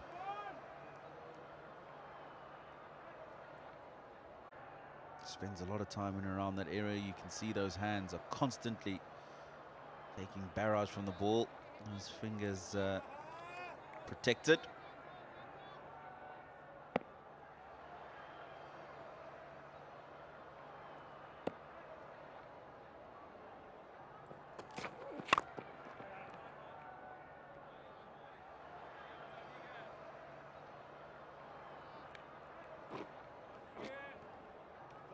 You don't see him bowl a lot of variations, Shine Afridi. Normally his go-to ball, I guess, is the Yorker. Or when he goes short, it's a proper bouncer. Looks to get that in-swinging angle working right till the end. When the ball gets old, he's good running. Very, very good running. There was a man who was tight in front of Sikandar Raza on the offside. And he's standing between the two of them straight away. Sikandar Raza wants it. Sean Williams obliges. And they both get home comfortably. The fielders in the ring have got to realize that Sikandar right now is only interested in basic rotation of strike, nothing more than that. So you've got to come in. Oh, well, that's hit him hard. Trying to shield himself rather than looking to take that one. Hit him hard.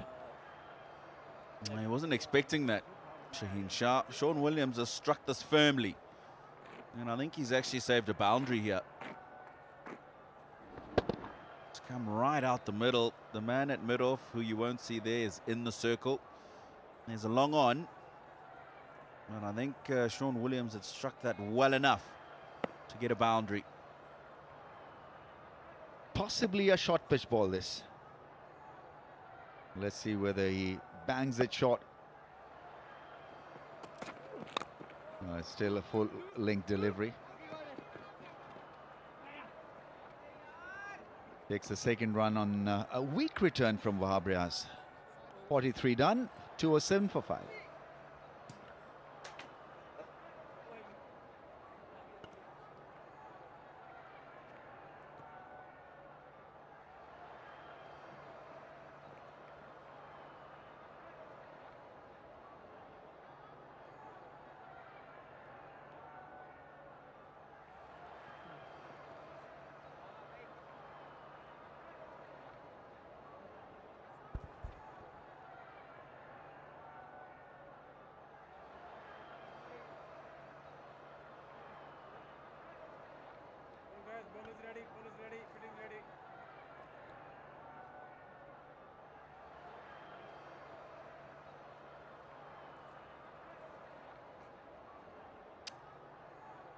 Well,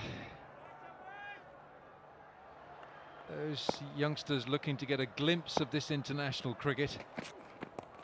Just a glimpse. Such a shame, such a travesty that these modern times, these challenging times, surreal times, that we don't have spectators, but from afar they're looking into the stadium. Not quite sure where that is. That there's quite a few housing developments around the ground. Where are we? Let's have a look where this is. Let's have a look. Buzzard, help me with the geography here. There you go. That's mid-wicket. There we are. At least they can get a glimpse from there of this international cricket series. Oh, he's just got a bit of bat. You see, this is what Wahab gets. He gets that little stinging tail. Bit of a sort of a snake ball. That he, with the older ball, Wahab gets the ball. He doesn't get much in-swing. He hardly gets any in-swing to the right-hander. But to left-handers, he'll snake it back into the pads. Watch this. There you go. That's because of the release.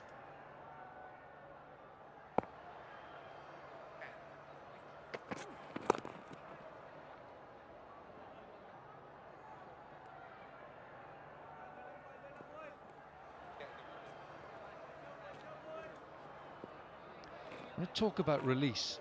The wrist plays an important part, perhaps the most important part. Of course, there's a whole combination of factors, but when you've got your wrist at an angle, now just only look at Wahab's bowling wrist here.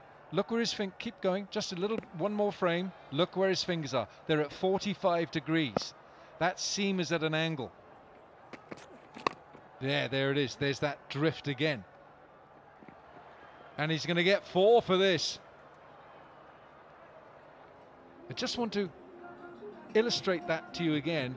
Wahab concentrates on this, and Sean Williams is onto it quickly. He's reading what Sean Williams is doing here. He's watching his wrist. Now watch this. It's come at 45 degrees.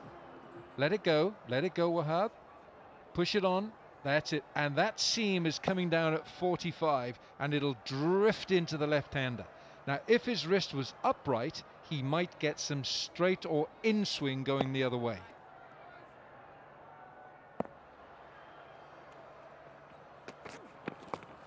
Short, one-handed. Babilkot works perfectly with reverse swing. There's a no ball because of height.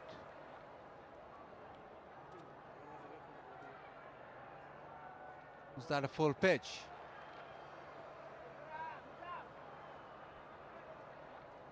Yeah, it's a full pitch. He's above the waist and free hit now. Right-hander on strike, so the ball will tail away. Straight away, Rashid Riaz called it. Free hit.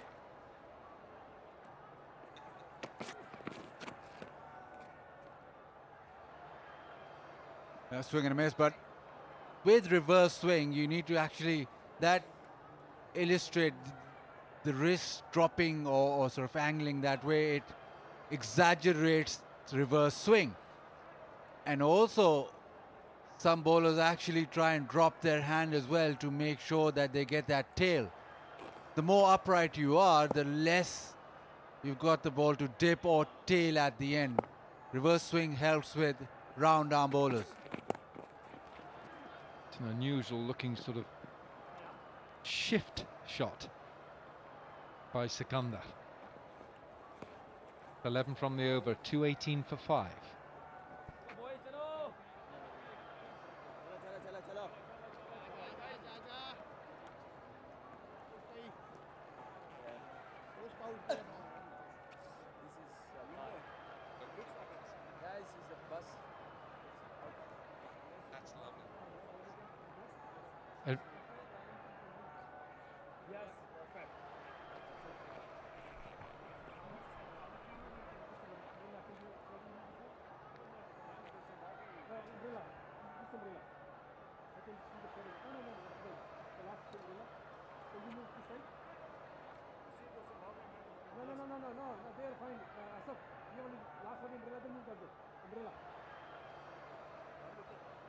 6 overs to go here in Rawalpindi.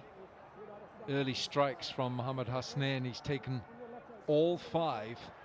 There were 22 for 3. Brendan Taylor 56. Wonderful innings this from Sean Williams. He's 89. Now just watch this, Wahab Riaz. Look at that ball. His hand is at an angle, his wrist, and that's why it goes from leg stump across the stumps, and there's no hint of swing back into the pads. That's because of the angle of release with the wrist. If his wrist and his fingers were upright, there's a chance that ball could swing back in. And you see how a bowler, look how Musa Khan is getting that ball to feel right. You see, look at it. He's just getting those fingers on the seam. It's all about feel. The feel factor, getting it back to the brain that you've got the fingers on the ball in the right place. A lot about bowling is how the ball, how it feels when you let it go. If you watch and talk to the great Wasim Akram about how he got in swing with the ball, he'll tell you it's about the position of the wrist behind the ball. And no one had a better wrist behind the ball than him. Buzzard makes a good point that Waqar Younis, certainly for reverse swing, would drop his arm a little bit and get his wrist in a more angled position. There we are, look at that. Just the same way as a spinner splits his fingers on the ball, so a seamer gets his fingers on the seam. Smashes it through extra. That's a good looking shot from Sikandar Raza, and he'll get 4 for this. Well, the feel of the bat was thumping. Sikandar Raza giving himself a slight bit of room, but also shimmy down the track. Smashes that through the covers. Problem now for Musa is that he can't rely on short of a length, which he's done all throughout this spell. He needs to now mix it up, bowl that Yorker, bowl that bouncer.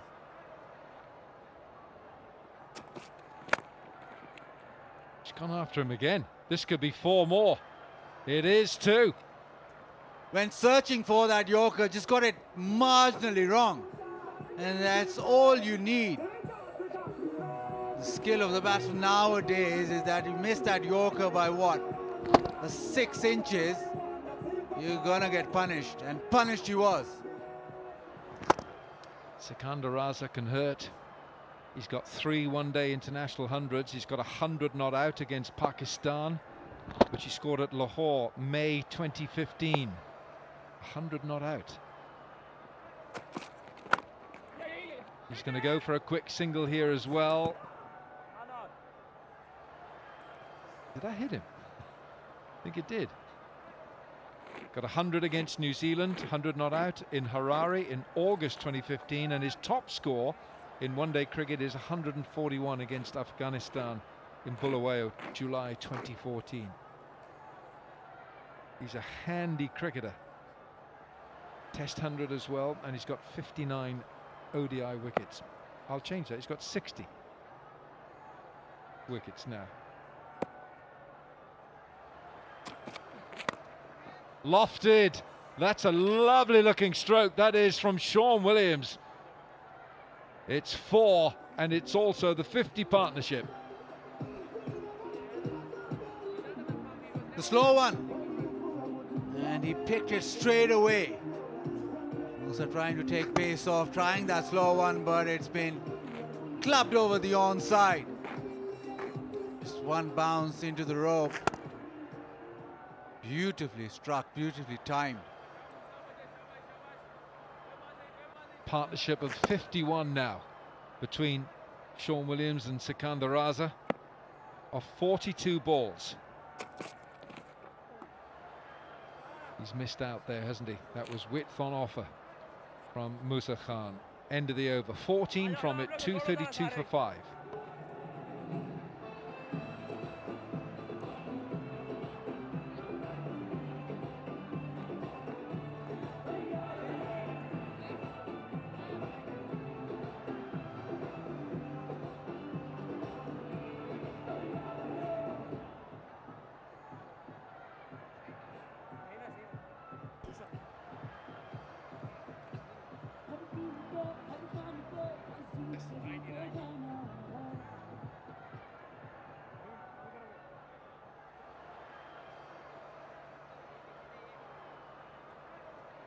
down. Stay there.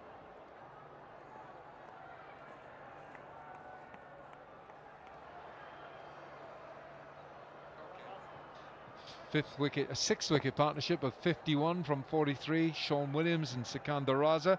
Only the second time. Here's Shaheen. It's only the second time in one dayers that Zimbabwe has put on 50-run partnerships for the fourth, the fifth, and the sixth wicket. Previously, they did it way back in 1999 against Bangladesh in Dhaka. There you go. Look at that. Williams Taylor, Williams Madivere, Williams Raza. And if they get a strong finish, 280 will be in their sights. Need to go at 10 and over from here on in.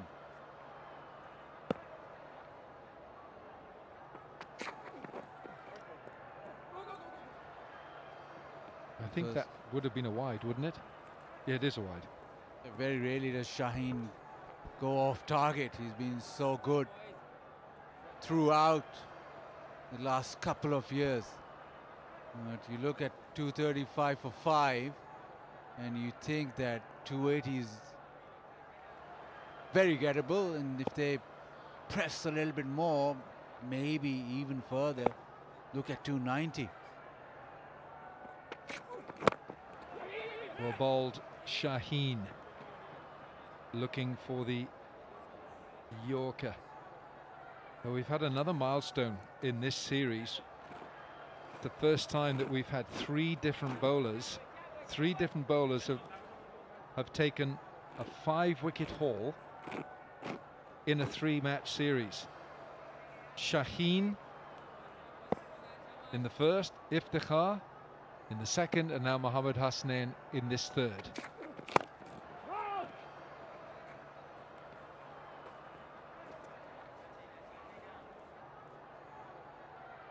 Yeah, there we are. The first time in three different bowlers in an ODI series have taken a 5-wicket haul in a 3-match series. Shaheen 5 for 49, Iftikhar 5 for 40, Hasnain 5 for 26, and it should have been 6. Should have been 6 for Hasnain. You can really tell, Baz, that Shaheen still has the memory of the 5 wickets in his head from the first ODI. He's trying desperately to get the Yorker in, because he hasn't picked up a wicket here, and he didn't pick up a wicket in the second match. But even last couple of years, he's been so good for Pakistan in all 3 formats, and because he's bowled so full and because he's attacked the stumps, so he's keeping that going.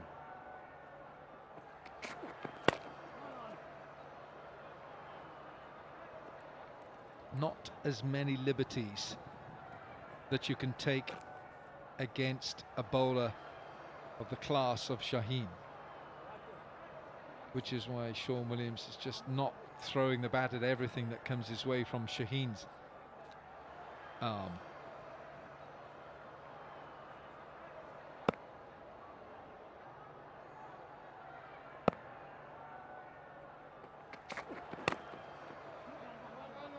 Occasionally you're going to get a full toss when the bowler's looking consistently for the Yorker. 5 from the over, 46 gone now, 237 for 5.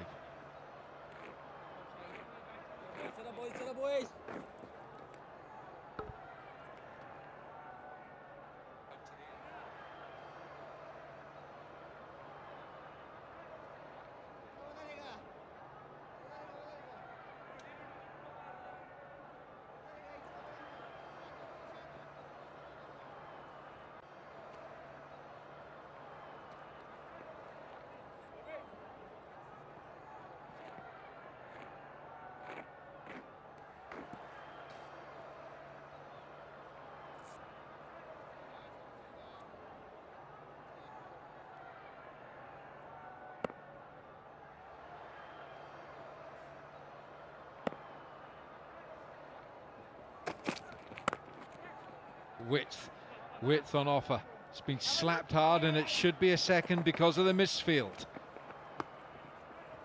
Only takes a little misfield and you can generally go back for the second. Fakhar Zaman on those practice wickets that might have just given him a slight poor bounce, but that means that Williams is now a stroke away from 100.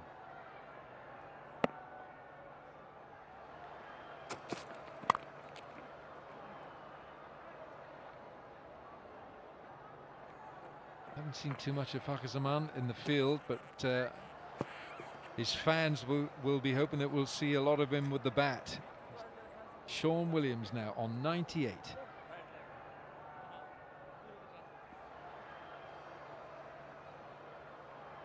Three ODI centuries for Sean Williams, the man who's born in Bulawayo and plays for the Tuskers in Zimbabwe. Strike rate's healthy. 33 50s.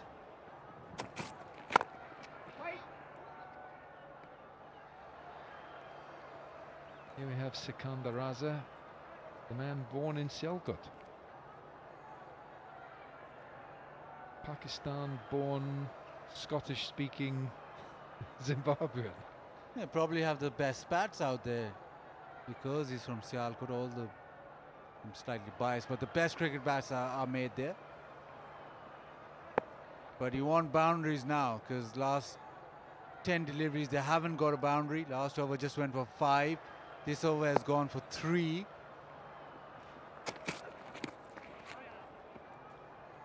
That's going to be 4. Now, were there leg buys or just buys? Ooh, inside edge even. Sikandar Raza will take that. Yeah, it was just last couple of overs there's been a slight uptake in the bowling and they wanted something. Zimbabwe will take that, but you need these to flow right till the end. You don't want another over where Shaheen doesn't concede a boundary.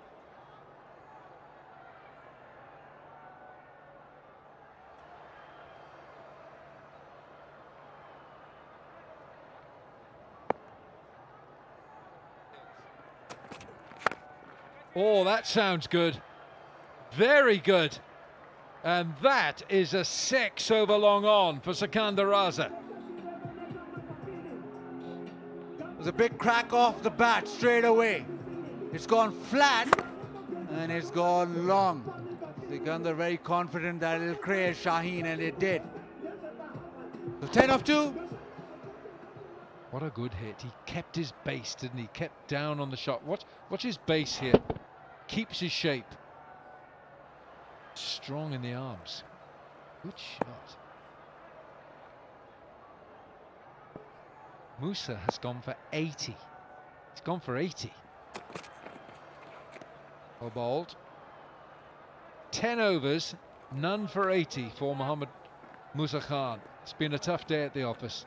250 for 5.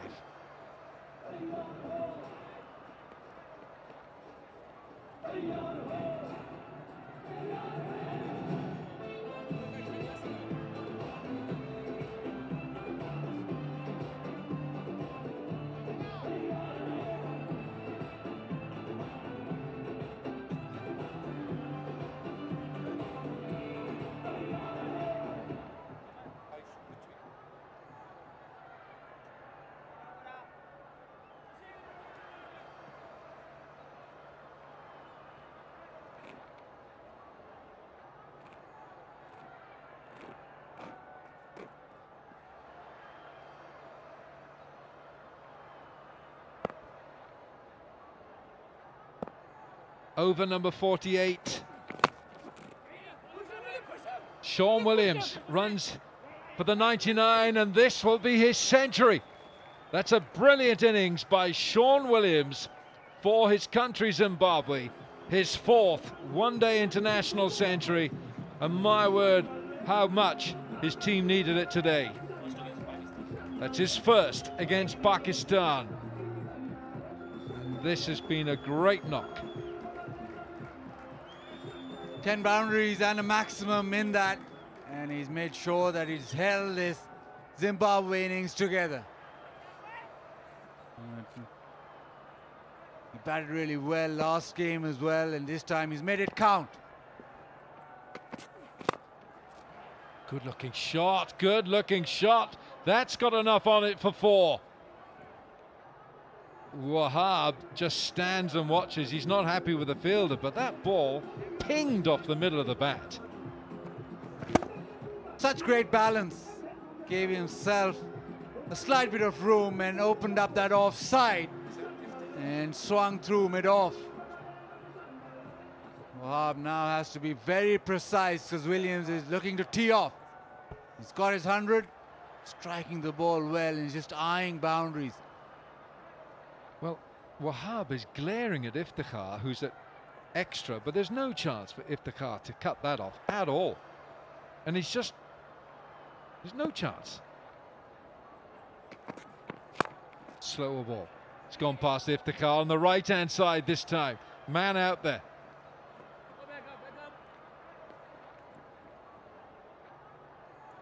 Well, it's funny how some of these things can somehow transpire. This morning, Tina Mawayo was with Sean Williams.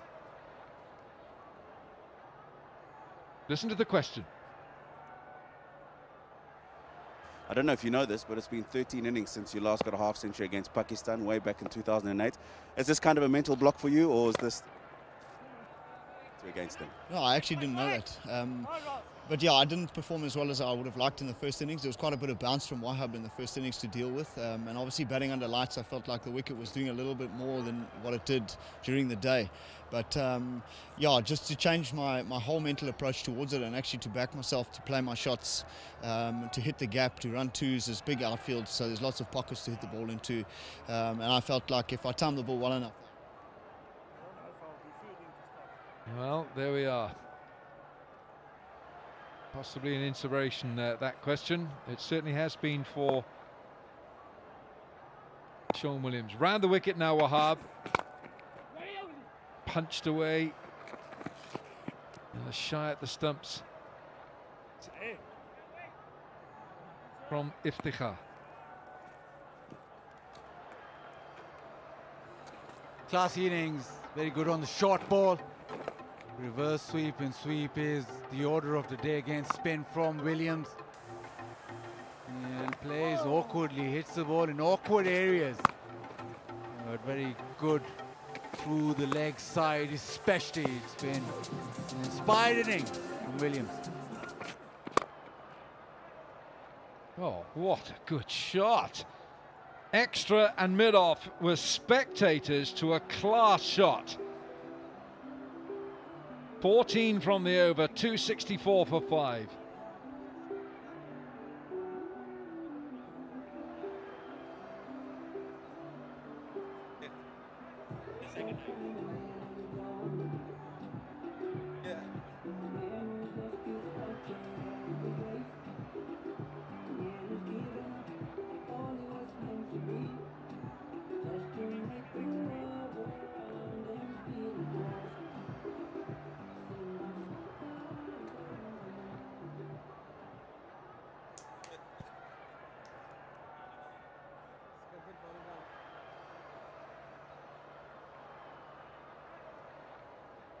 Two overs to go here in Pindi.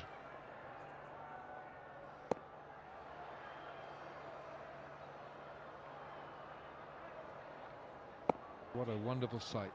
Kites in Islamabad. Raza taking chances now, flailing the bat. Well, it's what he can do. Sikandar Raza has this game.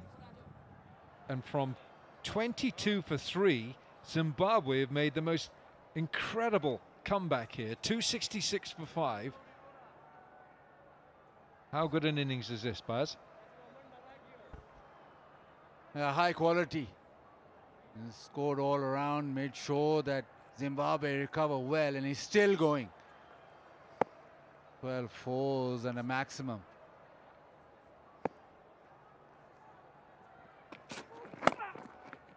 Looking for the Yorker again. At least Shaheen is trying to get that full delivery in, which is why every now and again a full toss will appear.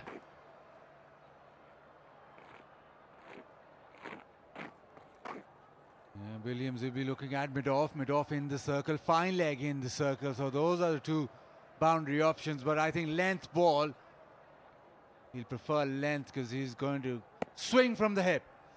Fine leg is up inside the circle. Will he be looking at something there? He's more of an orthodox player, isn't he, Sean Williams? You do get players who ramp and do all kinds of things. What a great innings this is. Sean Williams now averaging just a fraction below 35, heading towards 4,000 runs.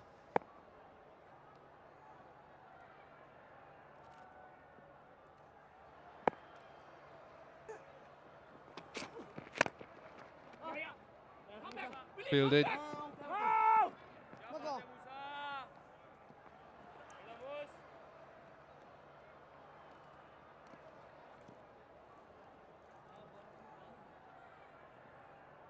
Well, this is in international cricket. Brendan Taylor has 11 ODI and 6 Test centuries. Andy Flower with 16, Grant Flower with 12, Hamilton Mazakadze with 10, Alistair Campbell 9, Craig Irvin 6, and now Sean Williams with 6. Ooh, well bowled. Snake ball again from Shaheen.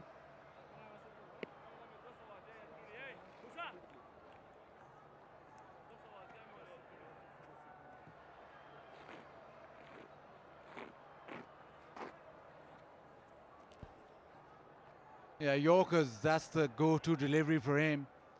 And also the short ball, but the Yorker is his main weapon, and he's so consistent with it that even today he's just gone for 5 in this 49th over.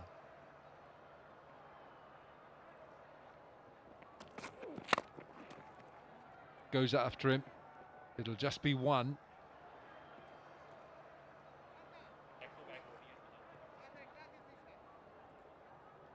.49 gone, 270 for 5.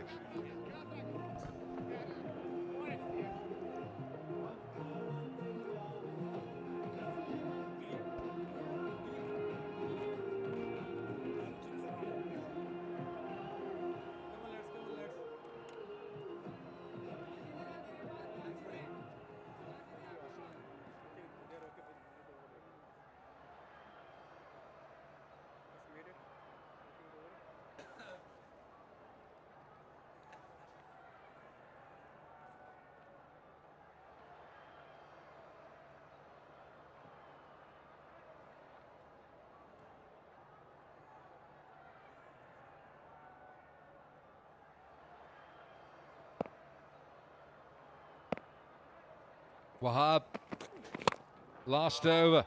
Oh, what a good blow. What a great blow that is. Just 1 bounce 4 straight back over Wahab's head. Oh, he's given it 6. I think they're going to have to look at this again, because I definitely saw that ball bouncing before the boundary cushions.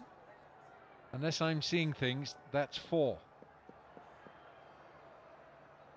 That's a 4. Well, superb hit and superbly called by Allen. Straight away knew it was 4, but what a gorgeous shot this is. Take a picture, the pose to go with it.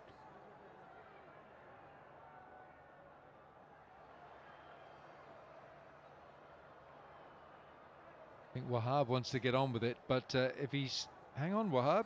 We can take 2 runs off your bowling figures here. Because that ball has definitely bounced before the boundary cushions. Here we go, we saw it. I saw it with my own eyes, Buzzard.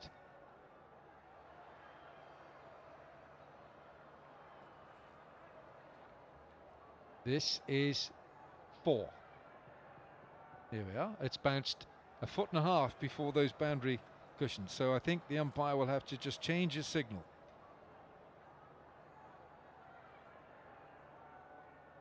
Well done, Alim.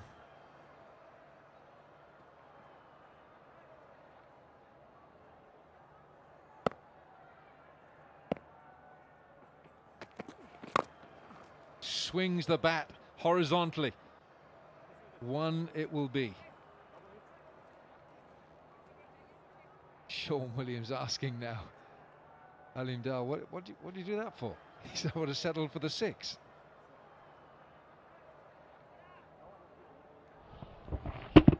Well, this was a hoik to the leg side, but last shot, which went for a 4, was a quality stroke.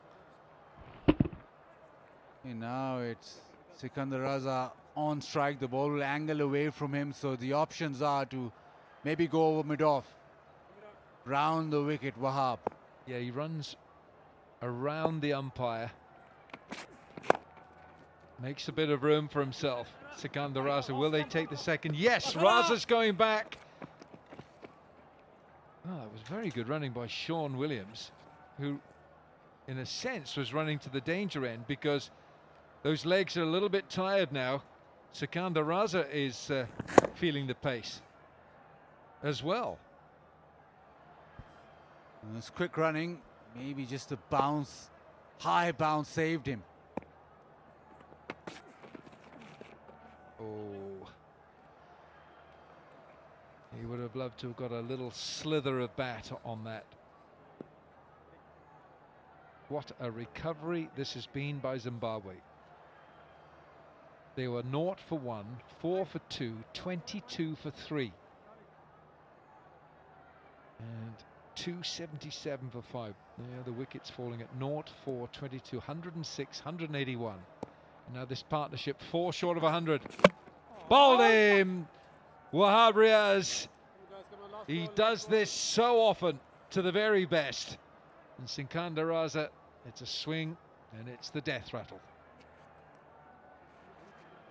Yeah, just for a change, ball angling back into the stumps, inside edge, onto middle stumps. Sikandar Raza's powerful innings comes to an end.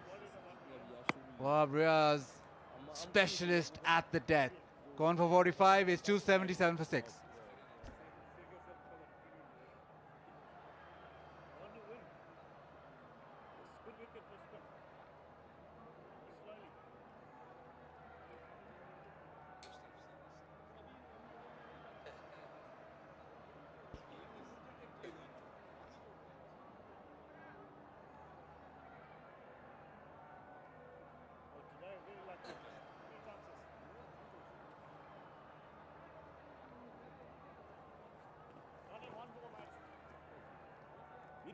Center, 1 row left.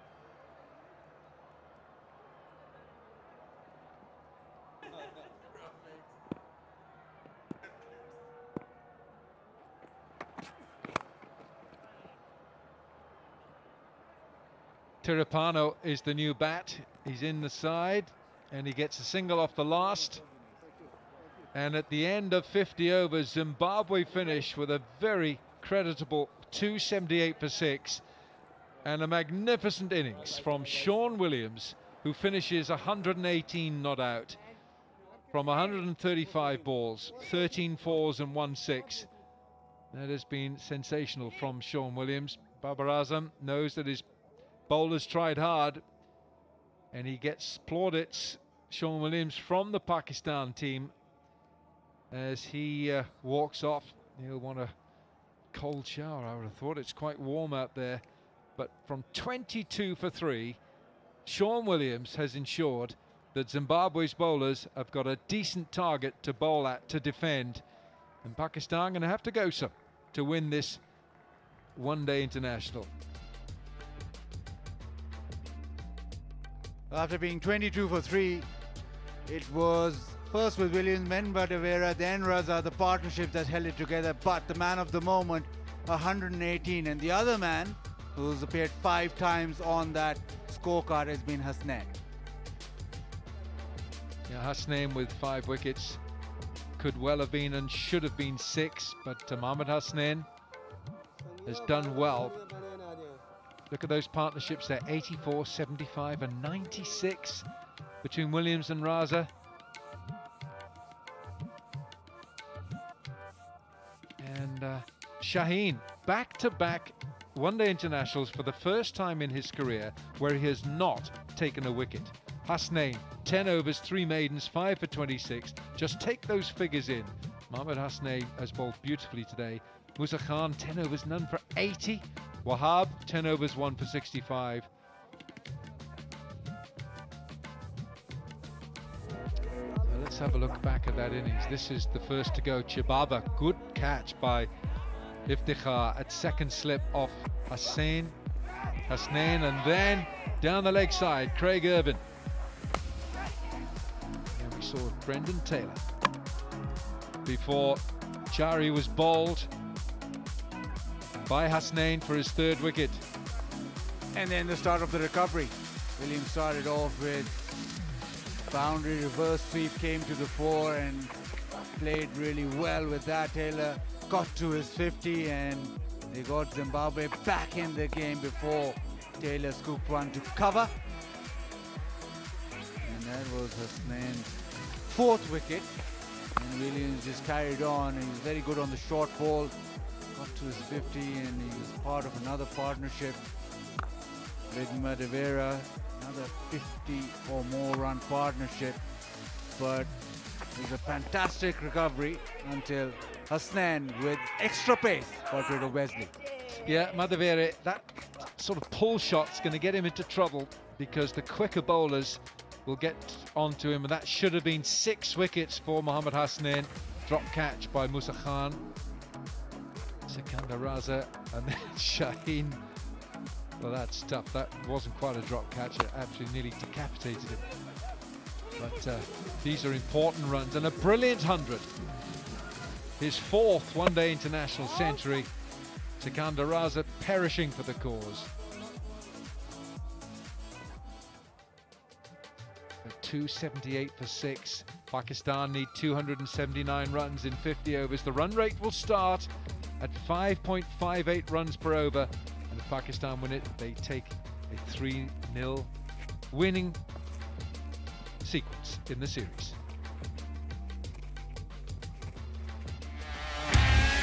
Edge and taken, good catch. Caught behind. Nicely played, good wristy shot. Fouled him, over they go. To the gap, that is well struck. This will be his century.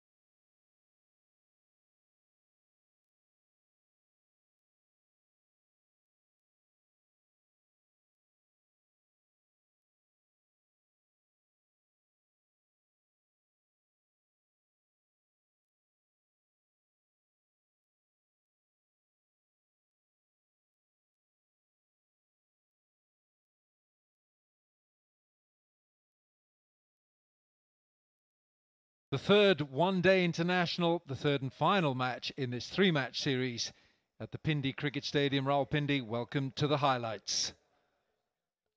Pakistan with a 2-0 lead, winning the first 2 matches.